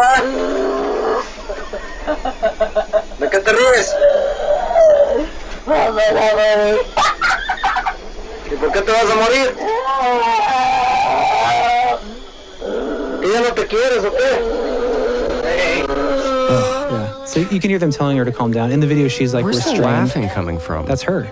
Really? Yeah, she's growling and then going to like maniacal laughter. Her eyes are kind of rolled to the side of her head. It's one of those things that you hear and it just feels like it's trying to come into you. You know, that sound. Sorry for people at home if you are feeling. Should have the demon warned in your your soul. children to cover your ears. Well, I'm sure they're not listening. I hope they're not listening to our podcast. Probably not. But it's yeah, not a family show. No, not at this point. But it's creepy because like there's a darkness, and even if you're doing these kinds of things, and if you're connecting with something deeper in yourself or some kind of projected psyche or subconscious or whatever it is, like it can be dangerous and scary. And it reminds me of like when we were young, which is the next thing I kind of want to talk about, like the games we used to play. Yeah. Like not just like, I mean, there's the Ouija board that we would get our hands on, but there's games that are popular now, like Charlie, the Charlie challenge, where you cross two pencils and you ask it yes or no questions, and the pencil supposedly moves to yes or no. And there's some videos online, YouTube, that are pretty creepy, and some are obvious fakes, but it just reminds me of that feeling when you're a kid. And I remember when we were on the bus, we used to play this game called Red Door, White Door. Do you remember that, John? Nope. Never played that? So in the school bus, it was kind of this rite of passage. You'd lay your head in another person's lap and you'd say, red door, white door, walking down the hall. Red door, white door, see them all. And meanwhile, the person laying down would have their eyes closed and they'd be envisioning what you're saying, these doors. And the idea was you would, in your mind, then go walk down the hall and you'd explain what you were seeing when you opened each door. And so it's kind of this psychological exploration, essentially, to your inner demons or to whatever you might see, whether it's outside yourself or inside yourself you can't reach. Kids are doing this now. I Googled it because I wanted to see if like kids are still playing these kinds of games. And the one that's played now, it's called Red Door, Yellow Door, and it's the same idea. There are rules too, right? There are rules, and it's really interesting and kind of creepy. Red Door, Yellow Door. There's two games I want to talk about because they're both creepy. This one's not as creepy as the next one. But this one, the same idea. You sit down, you have your friend lay in your lap with their eyes closed, their arms raised, while you rub their temples, and you and whoever else is in the room chants, red door, yellow door, any other color door. Red door, yellow door, any other color door. And then once the person laying down begins to see what their they're chanting, they lower their arms and they're ready to play, essentially. So then it says, when you feel yourself getting into a trance-like state, if you can see the room or doors in front of you, you lower your arms. This means the chanting can be stopped and the game now begins. The guide asks you questions, getting you to describe your surroundings and prompting you to open doors. Whenever the guide asks you a question, you must answer it. So as the person's going, they go through these rooms and they describe what they're seeing. And some of the rooms have rules. Some of the things you encounter have rules. If you go into a room with clocks, for instance, you can get stuck, so you have to leave immediately. So the guide is supposed to tell you, leave immediately if you see a clock. You have to stay away from people that are typically wearing dark, or men in suits, because they're often tricksters, or they can trap you. You always have to close the doors behind you, which is just a creepy rule. It makes me think that like once you pass through a room in your psyche, if you don't close that door. It's like the goodbye on the Ouija board. Yeah, you gotta could make sure you use goodbye. Yeah, or otherwise you could let those demons out and maybe they could attack you in that place, you know. I mean, the one final rule that people talk about is if you die in that trance, you can die in real life. And if you get stuck, it's up to your guide to shake you awake. And it's just weird because I remember playing this. Mm-hmm. And people have some really creepy experiences. Like, and I think a lot of them realize that they're tapping into something inside themselves, but you're still going into rooms and seeing things that you don't expect to see. Like you're actually, it's not like you're imagining it as it's happening. You're not aware that like, okay, I'm going to create this person in this room. It's you literally walk into it and something just appears. So it's the idea that like your subconscious is manifesting these demons or these figures. And I kind of want to play it. I could really kind of want to play it again because I remember playing it as a kid. It was one of my most memorable experiences that I can go back to as a kid. Yeah, I remember that too, very vividly. But anyway, that's just an interesting game that's played It's now. interesting that people are still like it just gets passed down generation to generation, bus ride to bus ride. Must have been something there. Yeah, I think these traditions stick for a reason. Yeah. Okay, the other game is definitely more supernatural, and it is really creepy. It's called The Three Kings. And this is something like, when I read it, you'll probably feel the same way, but you'll want to do it, but then you'll really not. Is it like Bloody Mary? Yes. Except, I mean, and the creepiest thing is it doesn't tell you what's going to happen from doing it, but it leaves enough like space for you to imagine, and it's the unknown. That's what's so freaky about it. So The Three Kings is a scary ghost game that supposedly enables the person who performs the ritual to access another dimension. The Three Kings ritual could very well be dangerous, but I'll skip this. To play the Three Kings game, you need a quiet and empty room, preferably without windows. You also need 3 chairs, 2 large mirrors, a candle, a lighter, an electric fan, and an alarm clock. So it sounds a little involved, but there's a reason for that. Place a chair in the center of the room facing north. This is your throne. Place the other 2 chairs exactly to the left and right facing your throne. These 2 chairs are known as the Queen and the Fool. Place the 2 large mirrors on the Queen and the Fool's chairs. The mirrors should be facing each other. If you sit on the throne, facing straight ahead, you should be able to barely see your own reflection in both of the mirrors. If you see your own reflection in the corner of your eye, just barely there, then you've done it right. This is just the setup. Place the electric fan behind you facing the throne. Turn it on. Leave it on. Turn off the lights, leave the door open, and go to your bedroom. Put the candles, lighter, alarm clock, and cell phone beside your bed. Set the alarm clock for exactly 3:30 a.m. Turn off the lights and go to sleep while holding your childhood toy. By the way, listeners at home, I don't recommend actually following these instructions and doing this. When the alarm clock goes off at 3:30 a.m., turn it off. Get out of bed, but don't turn on the lights. You have exactly 3 minutes to light your candle and make your way to the dark room to sit on your throne. You should be seated by 3:33 a.m. If the alarm clock did not go off at exactly 3:30 a.m., abort the mission. If the door of the dark room is closed, remember you left it open. Abort the mission. The fan is off. Remember, you left it on. Abort the mission. If you are not seated on your throne by exactly 3:33 a.m., abort the mission. If you have to abort the mission, leave the house immediately. After 4:44 a.m., it's safe to return. If all is going as planned, you can proceed with the ritual.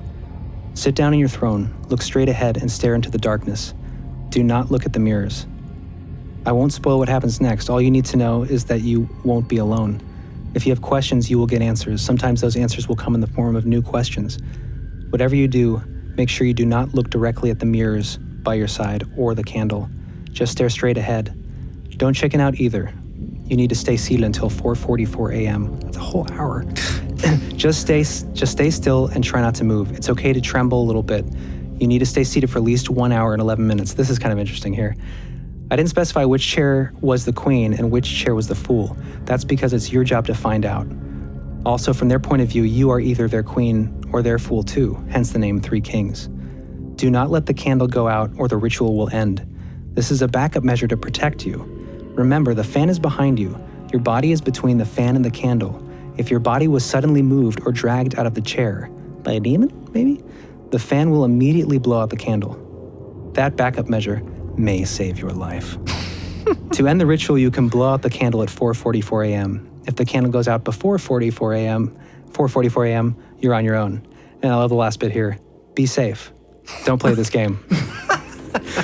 Yeah, pretty creepy, seriously. man. Well, it sounds like a ritual. It sounds like you're summoning evil spirits. Yeah, but it also mirrors in your peripheral vision where the shadow people live. To me, it definitely sounds like a creepypasta type kind of thing. Like for sure. But all of these things are. I mean, all these games. It's very detailed. Yeah. It's also like, it's interesting in a whole other realm, like real or not, like it's interesting to see this in pop culture, these things pop up on it because of the internet. Yeah. You know, like if this was some organic thing that happened throughout the centuries, I feel like it would be something that everybody would know, like Bloody Mary. Well, first of all, it wouldn't be an alarm clock would be involved. Right, exactly. And I want to give credit to, but it's real. I don't recommend people necessarily going here, and it's just weird because the website is called scaryforkids.com.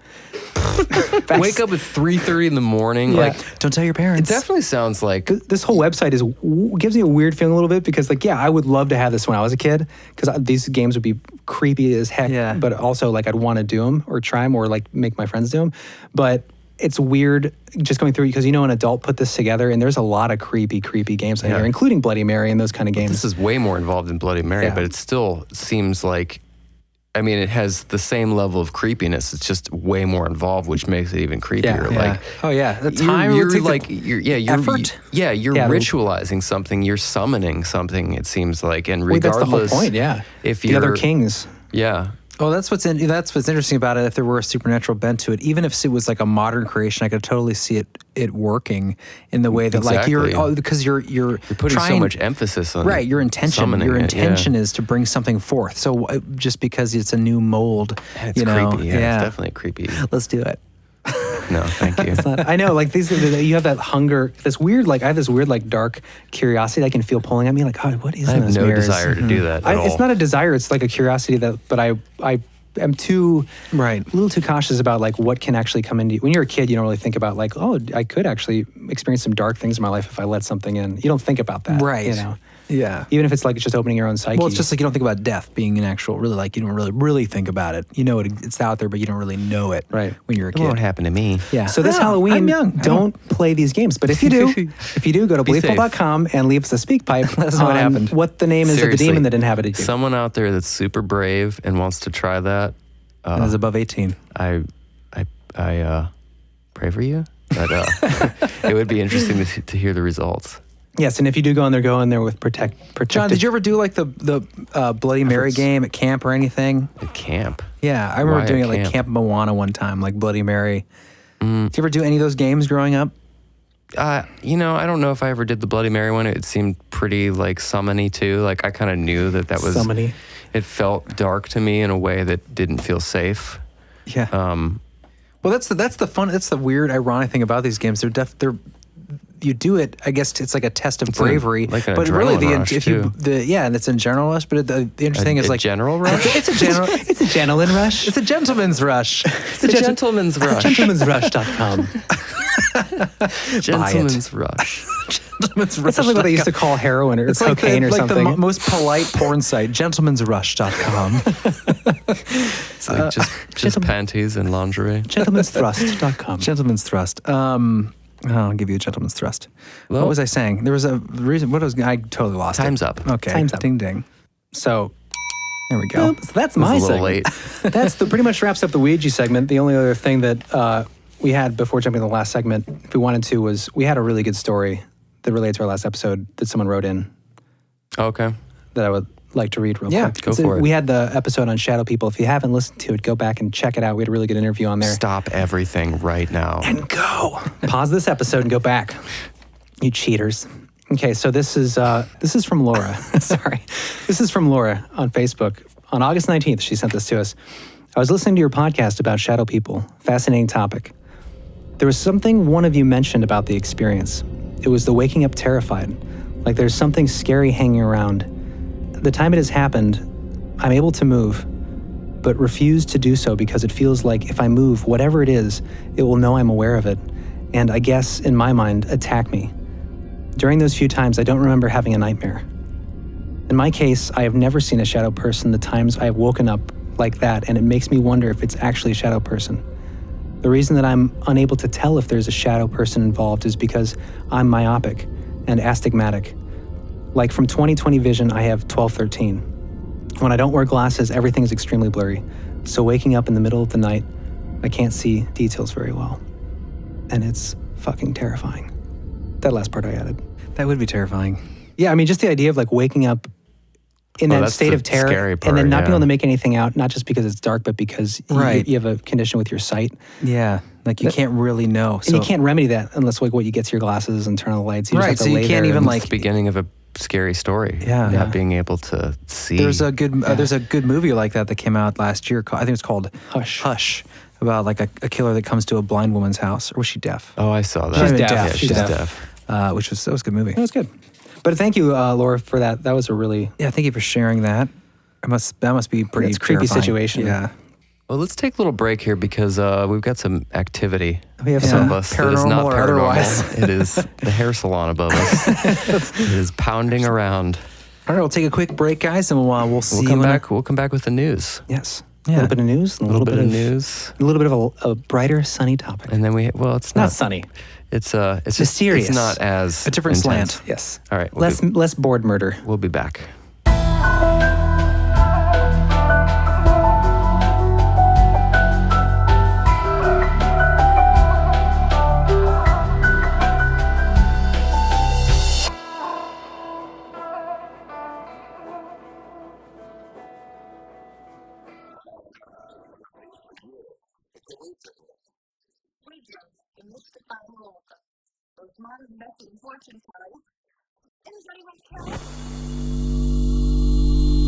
Look, it's just a board.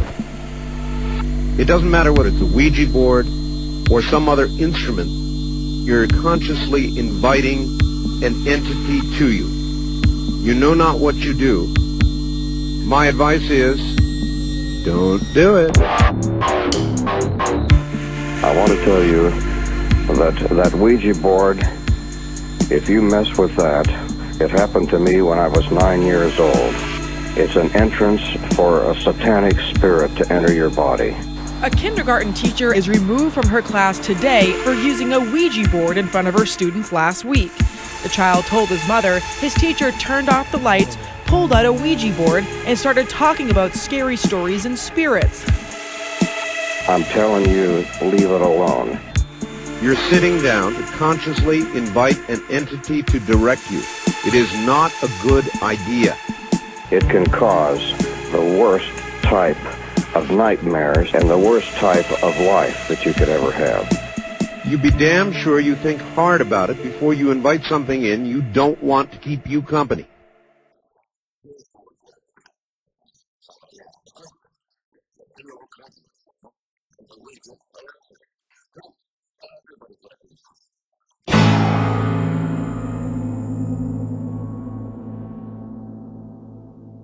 And we're back. We're back. Welcome.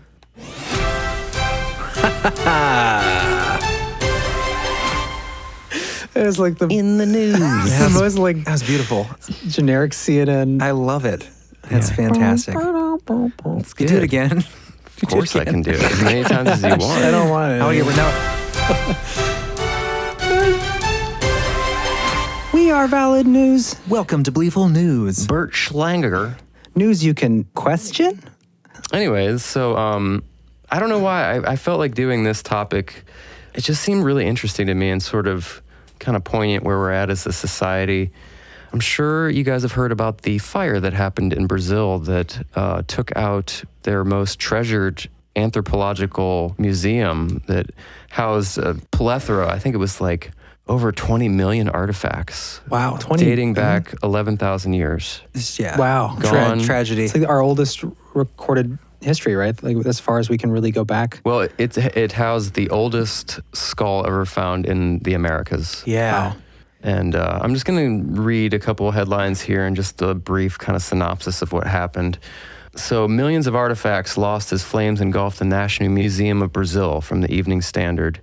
Tensions flare after fire destroys Brazil Museum in tragedy foretold from Reuters. So the 200-year-old National Museum of Brazil was left gutted after a devastating blaze tore through the beloved institution late Sunday night.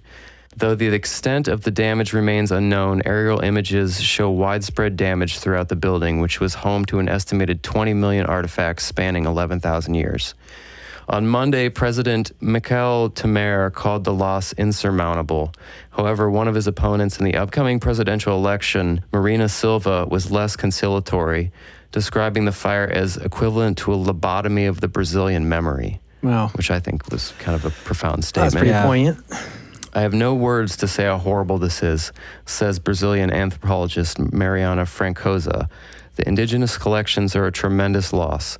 We can no longer study them. We can no longer understand what our ancestors did. It's heartbreaking.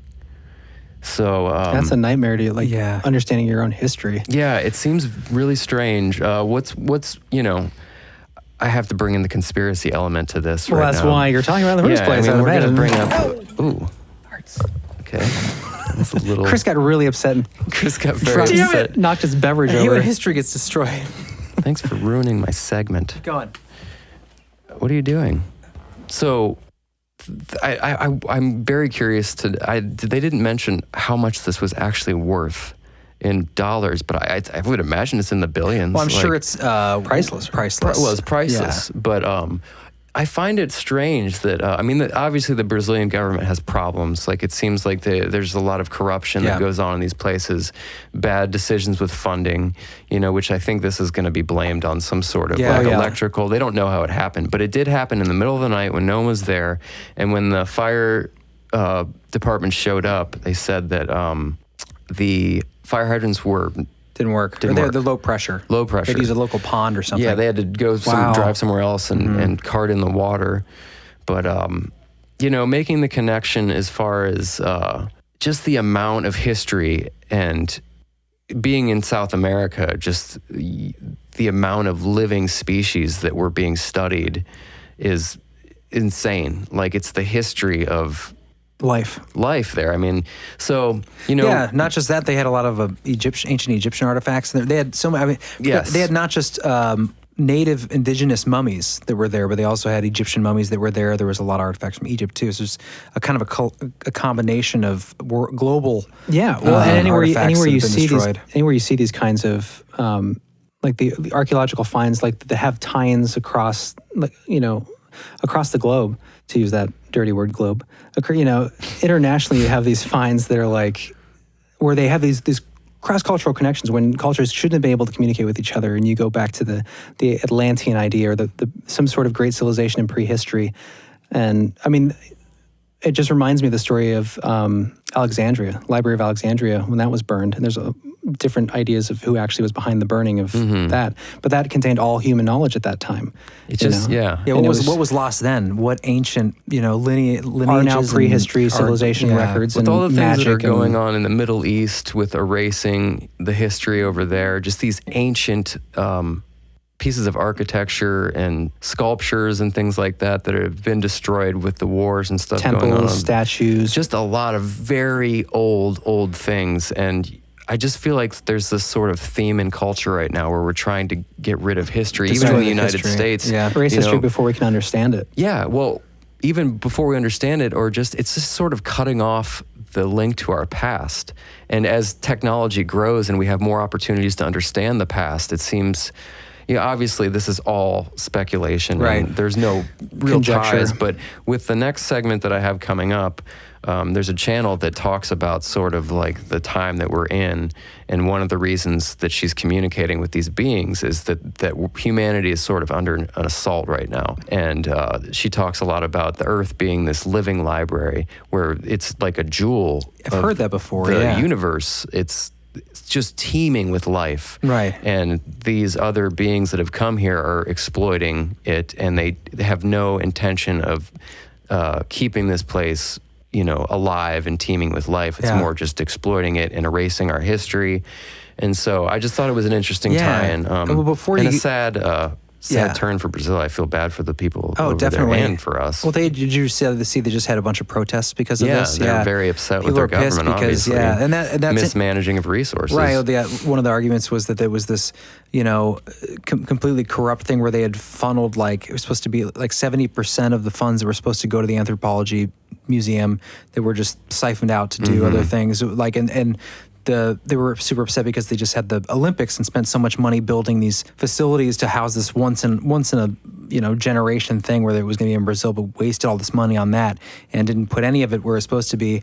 Unless it was on purpose. Right. Well, then that's interesting because I was looking into that when you were talking about it, and I read that, and it was a CNN article, and it was just mentioned as a side note, but I was like, what a nice, convenient thing for a conspiracy if you were going to think about it as a conspiracy, because the sprinkler system that was pretty much defunct and didn't do anything, it was going to be overhauled in October of this year. So if you were going to burn down, I just read that if you were going to, if you were going to burn down that place and have the scapegoat being the fire system and that was it had to happen before. You better do it before October. It's just an interesting. We decided to pull it. Right. Decided to pull it. It was there's so much loss of life. Very strange. Yeah. There's no way to prove any of this, and it's just all it could easily be the corruption and the mismanagement of funds. Did Larry Silverstein own that building? Is that the guy who owned the 9/11 building? Yeah. Anyways, I thought that was an interesting news report, and also it does tie in nicely to the channeling thing you're going to get into. Yes, it does. So we might as well jump into that. So I'm going to be talking today about a lady named Barbara Marciniak, and it's deviating slightly from what we've been talking about as far as contacting spirits through Ouija boards. She is a channeler, and she claims to be a channel for a collective of multidimensional beings called the Pleiadians. Oh, yes. Also known as Nordic aliens or the Pleiadian. Pleiadians are humanoid aliens that come from the stellar systems surrounding the Pleiades stars. So this is channeling, actually, not spirits. It's sort of spirits in a way because it's multidimensional beings they claim to be, not just physical, but also be able to... Right, but their home base is in the Pleiadian star system, right? In the Pleiades, yeah. Yes. And that has a lot of history in ufology with that one dude. I like that they're Nordic aliens, too. That's our ancestry. Nice tie-in for us. Yeah. And so I think, I can totally understand why most people would think channeling is complete nonsense. Like New Age woo-woo, crystals, yada, yada. The only reason that I really even started looking into it was because I did have a UFO experience that I'm not going to go into it in detail right now. Oh, you're not? Well, we should save that for... Yeah, I'll save that for its own specific thing. We keep bringing that up on shows, and then we keep saying we're going to save that. I get why we're going to save it. I know. I just get excited to hear it about that. And it's a cliffhanger, too. But so I went through that experience, and it really, really changed me as a person. It shook the foundations of what I thought was possible on Earth, and I was just looking for answers. I was searching everywhere to try to figure out, some answers to what I had seen, and I did run across some channelers that they just seemed to have some really useful information for me at the time, and I felt like I was sort of being directed to this information. So that's how it started for me. That's how I started looking into these people, and it could be total nonsense, but I do think the information is pretty compelling, and it's a fun story. Yeah, for sure. So all I did basically was just gather some clips, and I wanted to just play them, and then we can hear her talk, and you can get a feel of what she sounds like, and then we can hopefully maybe have some discussion about it. Sounds groovy. Barbara Marciniak, though, the name, it does sound like someone who was a mom of one of my fellow soccer players. It's like a soccer mom name. Barbara Marciniak, Sounds like it's Barbara Marciniak's turn to bring the casserole dish for the soccer game. Sounds like a gubernatorial candidate. Barbara Marciniak running for governor. It's a great name. Well, she didn't choose her name, so don't hold it against against her. I think it gives her more validity. Their name isn't like Melina Lightfeather or Bashar. Melina Star System. Star System. What was that? Bashar. Something small storm. Well, she's an author. I know. Completely unrelated. But anyways, okay, so let's jump into this. This is the first clip. All right, Barb, what do you got to say? She talks kind of about why the Pleiadians are even in contact with humans right now.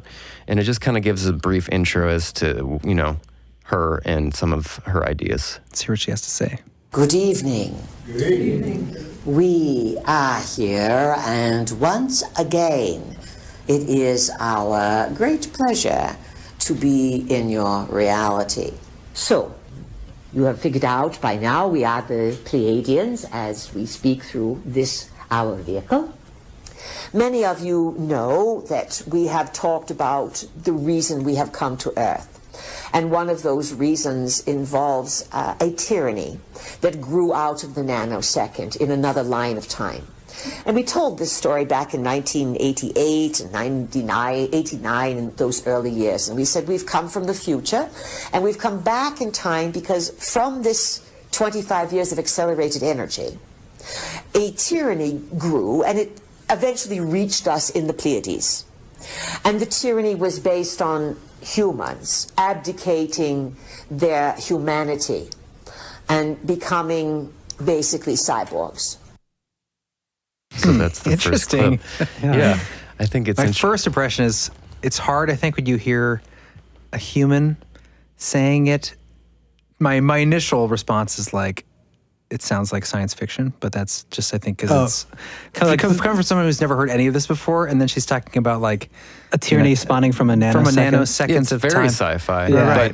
But often we talk about how sci-fi is based off reality. Right, I'm not saying it's not true. I'm just saying that's my initial response is well, that's how the channelings go. I mean, Yeah. that's kind of obviously, the Ouija board stuff's fine, but this stuff is way too far out It's there. weird too because you're listening to it, and they're trying to impart like a knowledge, whereas like Ouija board, like it's the same kind of idea, right? Like where it's like either it's selling a scary story Well, or let's it's get beyond just the and let's talk about the content. Yeah, well, what I was going to say was, I'm listening to it, and I listen, like I'm thinking, okay, this is like a higher being, right? And so like my skeptical brain goes, where is she going to like stutter or trip up? You know what I mean? But like in reality, like they say, it's through is it at all interpreted? Like, is there a part of the actual? Because I think there was like Abraham Hicks or something that. Where like when it's coming through, there's a slight interpretation from like the vehicle. Yeah, definitely filtered through people's own experiences and language, right. And they're not perfect beings, which right. I think you're expecting it to be like a godlike creature where it never makes a mistake. It's always exactly right, which is not true. It's like, and they don't even claim. I don't think they are advanced according to them. They're further along the lines of evolution, but probably spiritual. I love the visual of just imagining like a Pleiadian who's like phoning it in through this channeler, and he's just eating pizza in his underwear, like giving this presentation, like a video call, Well, I just think that what she's initially talking about, how they trace back the problems in their own society back to this point in time where there is this abdication of humanity being given to technology, which definitely seems very where we're headed in a lot of ways with the transhumanist stuff and just the feeling that I get myself when I'm dealing with technology. There's a certain sucking of the soul that happens.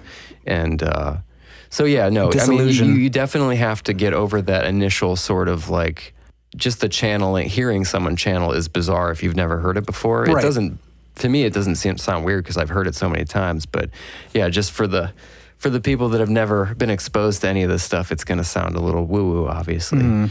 So, well, you go into everything open-minded. At least that's what we try to do on the Belief Hole. Open mind entrance into the topic. Yeah, you jump in with a parachute and you don't pull your cord until you absolutely need to.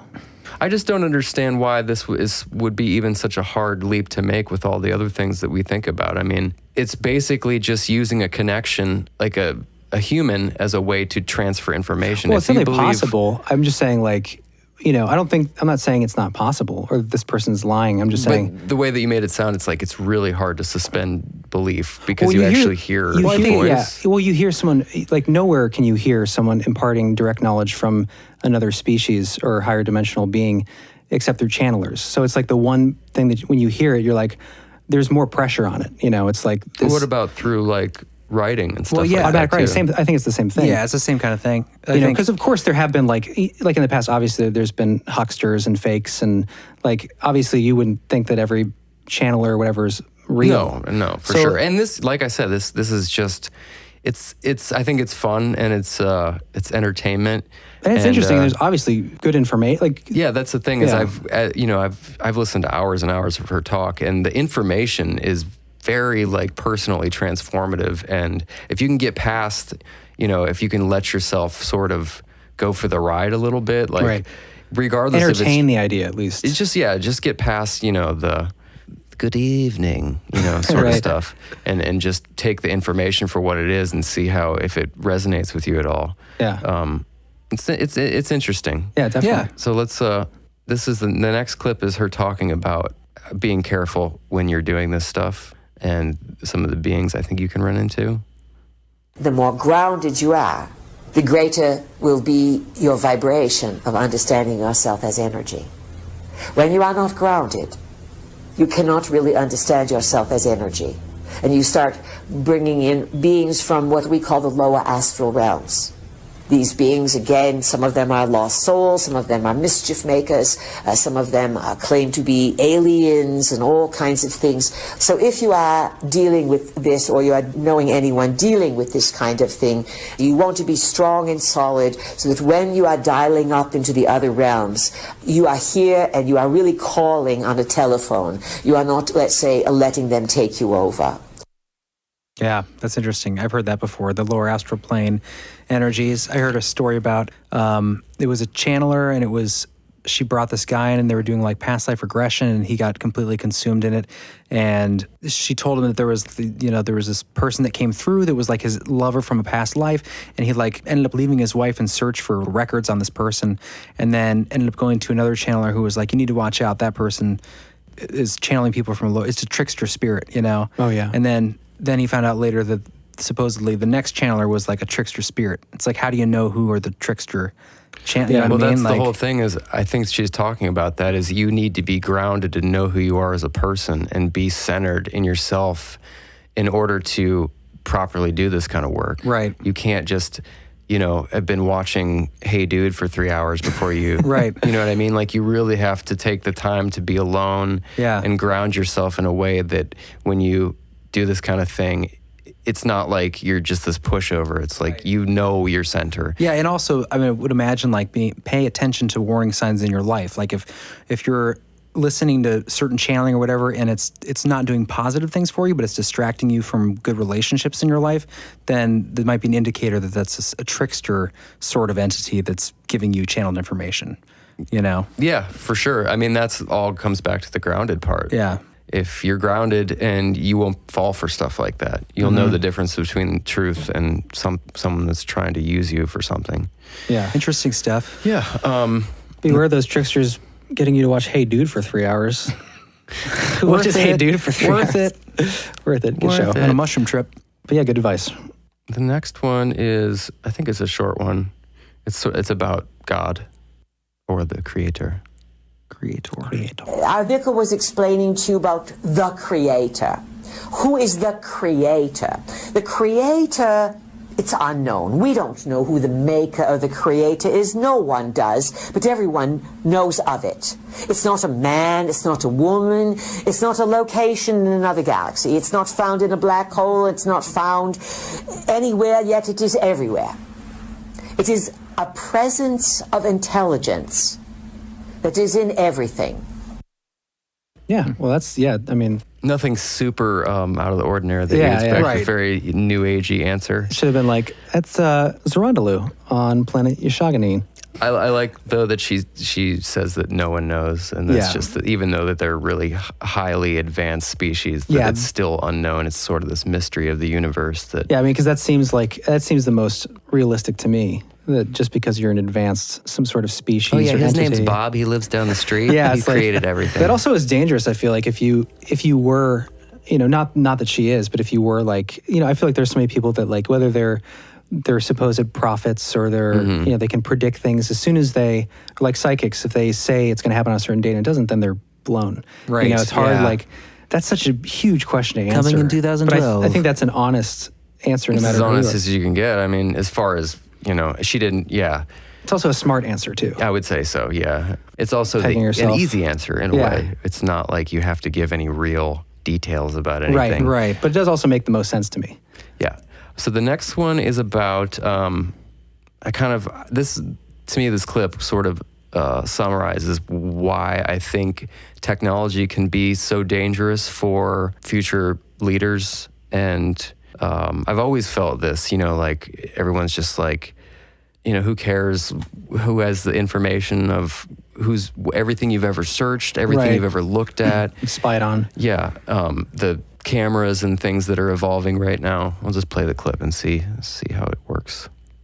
Money corruption's all right, but nobody makes a big deal about someone if they've stolen billions of dollars. So they're not highly blackmailable. But sexual indiscretions, sexual secrets, sexual deviations, someone putting on the tap dance on Sunday, but Sunday night working with the cult underground, highly desirable for a world leader. Why? Because then that person has to do what they are told. And every powerful person on the planet is answering to someone above them. Yeah, that's interesting. That idea that the leaders are being controlled by blackmail. That's not a new anything really that new either. But no, I mean, it's connected with what we talked about. Yeah, exactly. And things we've talked about before are that idea that like they're highly desirable because they're once you're fall into that category of sexual blackmail and also cultish activities and possibly ritual sacrifice, things along those lines. I mean, you can't get out of those situations. Those are things that would destroy you if you tried to speak up. Not only career-wise, but also legally. Yeah. You know, you Absolutely. go to jail. Well, I mean, even something as kind of like surface level as the Skull and Bones, you know, where like we talked about some of the practices that they've supposedly go through, George Bush and John Kerry. And so would that be kind of an argument for that technology? You know what I mean? Like, are you arguing that the technology where people... I just feel like if you have the ability to spy on people and collect... This was slightly different than what I was thinking of. But the idea of collecting every search, there's cameras everywhere. Right. Like once they have anything incriminating with anyone, even if it's someone that's not a politician, but has aspirations, like say, they have some sort of looking glass technology where they can see into the future and they see this person that has this potential, like in Terminator, like the potential to change the world in a way. Precognition, yeah. And they have a couple things on you that you're not so fond of that you've done in your life, and they present that to you. It doesn't matter who it is. Everyone has looked up things or been a part of things that I think could cause incredible embarrassment. Yeah. And to have it on every person, it seems dangerous to me because the keys to that are going to be whoever's in charge or people that we don't even probably know about. Yeah. So and they're already collecting that information. Oh, right? Absolutely. Yeah. I mean, look at the NSA that was exposed that they were collecting all that data. At the same time, I think people's tolerance is increasing for ethical faults. I feel like people are because Donald Trump definitely. Well, that's a good example for sure. But I think in general, I also feel like, for good or ill, there's a moral decay that's taking place that I think is obviously bad in one way because our values are, I think, decreasing as far as our level of importance on certain values when it comes to treating other people and treating, yourself a certain way, which is bad, obviously. But then on the other side, there's that, I think, allowing people to see other people as faultable humans, where other people are also, make mistakes and come to, temptation for certain vices. Like everybody's a fucking human, so there's that, I think that balance between... So we're all in the same We're all in hell. the same... Well, not a hell. That's the earth, right? It's we're that constant struggle of trying to live up to values we believe in and falling short. So, but it also seems to sort of solidify those messages. Like you can't escape it. You might as well just swim in the muck. The mucky muck. Not necessarily. That's kind of how I view society's going right now. It's just like normalizing the. It's just normalizing the grossness. I see what you're saying. Yeah. But I know that could be argued for sure. Yeah, I think it's two sides though. I mean, I think at the same time there's some puritanical things that we've gotten rid of because people are more aware that everybody has temptations they're trying to fight. Where we don't cut off somebody's head because he lusts over his neighbor's wife. Was that a puritanical belief? Kind of. I mean, when did that happen? Well, I mean, a long time ago. But I mean, these are an evolution of the harsher punishments for some of the Old Testament kind of punishments for adultery. You don't throw people in prison for adultery You don't stone anymore, people anymore, at least in this country. Yeah, and I would say that's argue. I mean, I would say that's probably a good thing. We've tipped the scales at this point, though. We've gotten rid of those kind of things a while ago, and now we're way moving quickly into the how fast can we race to the bottom sort of humanity. That's at least the way I. Well, I think I it guess depends on how you about it. look at it. Well, I think we definitely have lost like connection with any sort of real tradition in our culture We're in a lot of living ways. in heavy And- materialism. Yeah, and I think that people lose their grounding when that happens, and they don't really know what they're living for anymore, except for to get a better job, better career, the Or more material instantaneous things. pleasure and gratification. because they're trying to fill a hole. And I think I struggle with that too. Like sometimes I don't. I'd like to have a little more tradition in my life, a little more connection to my heritage and that kind of thing, because I feel like that stuff. When I think about that stuff, and when I think about where I came from, or being proud of a story that is part of where I come from, or anything like that, where I can connect myself and say, yeah, that's a part of me. That's something I want to live up to, as opposed to like, well, I want to live up to getting a raise, or I want to live up to having or whoever's in better charge of job. culture at the time that you see as your hero in that moment. Right? Yeah. Like I mean, our heroes in general, the mainstream culture, are not integritous people. Well, they're Like just celebrities. pictures. Yeah, it's all surface. Well, yeah, that's most of like what athletes and celebrities are like.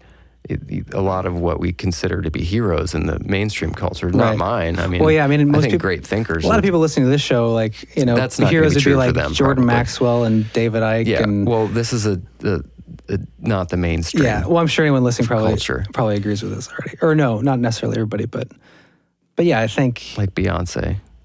beyond who? Give it up. Beyonce. Beyonce. Anyways, yeah. So I'm sorry. I have to pee again.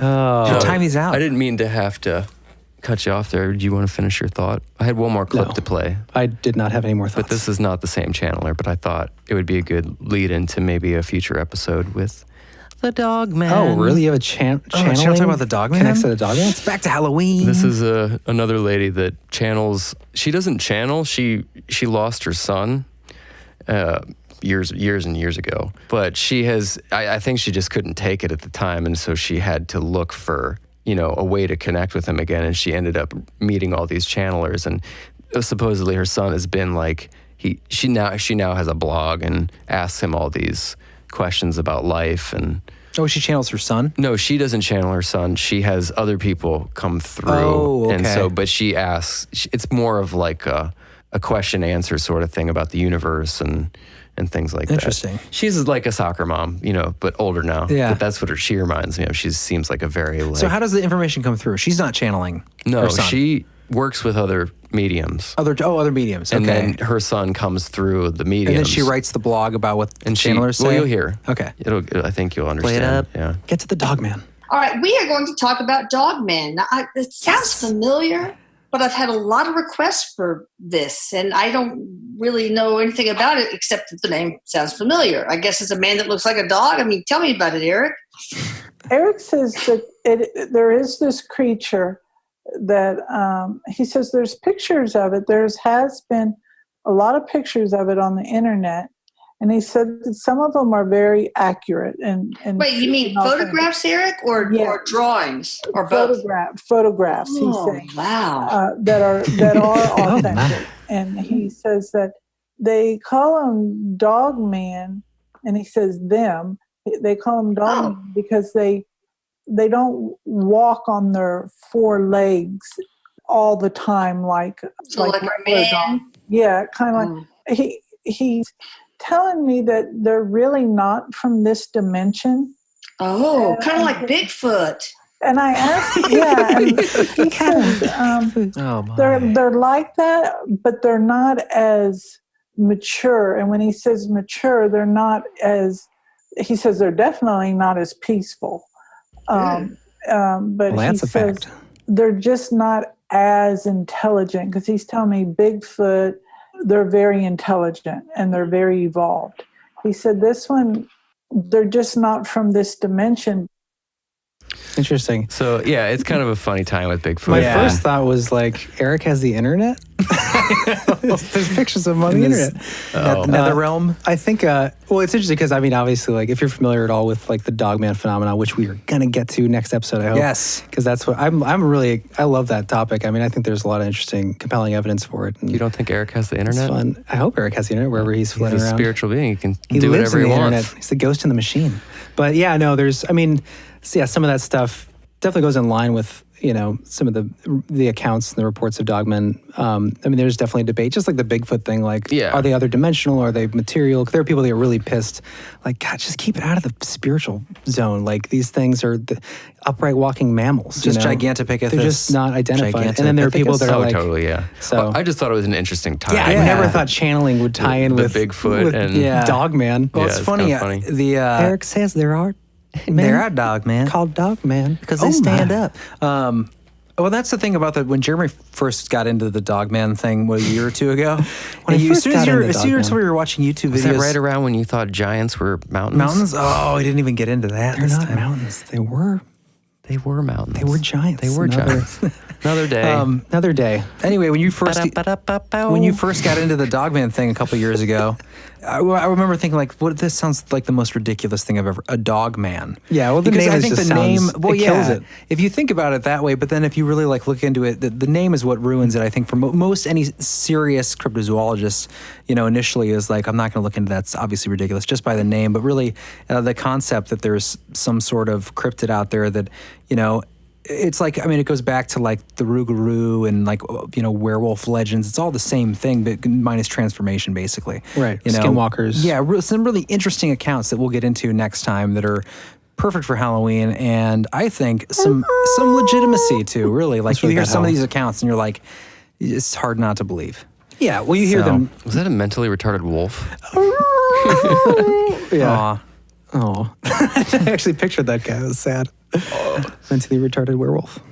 Well, I'm glad we touched on the Dogman. That's a good way to preview our upcoming Halloween episode. I thought it was a fun little clip. Yeah. Nice little tie-in there. It's a good way to wrap up this episode, kids. Yeah. Kiddos. So we hope you guys like this episode. Please call in to the speakpipe at beliefhole.com. Write us at brothers@beliefhole.com. Follow us on Instagram. Leave a rating on iTunes so we can grow the podcast. We enjoy doing this, and it's continually growing. Want to grow it faster. Share with your friends. Bigger and brighter.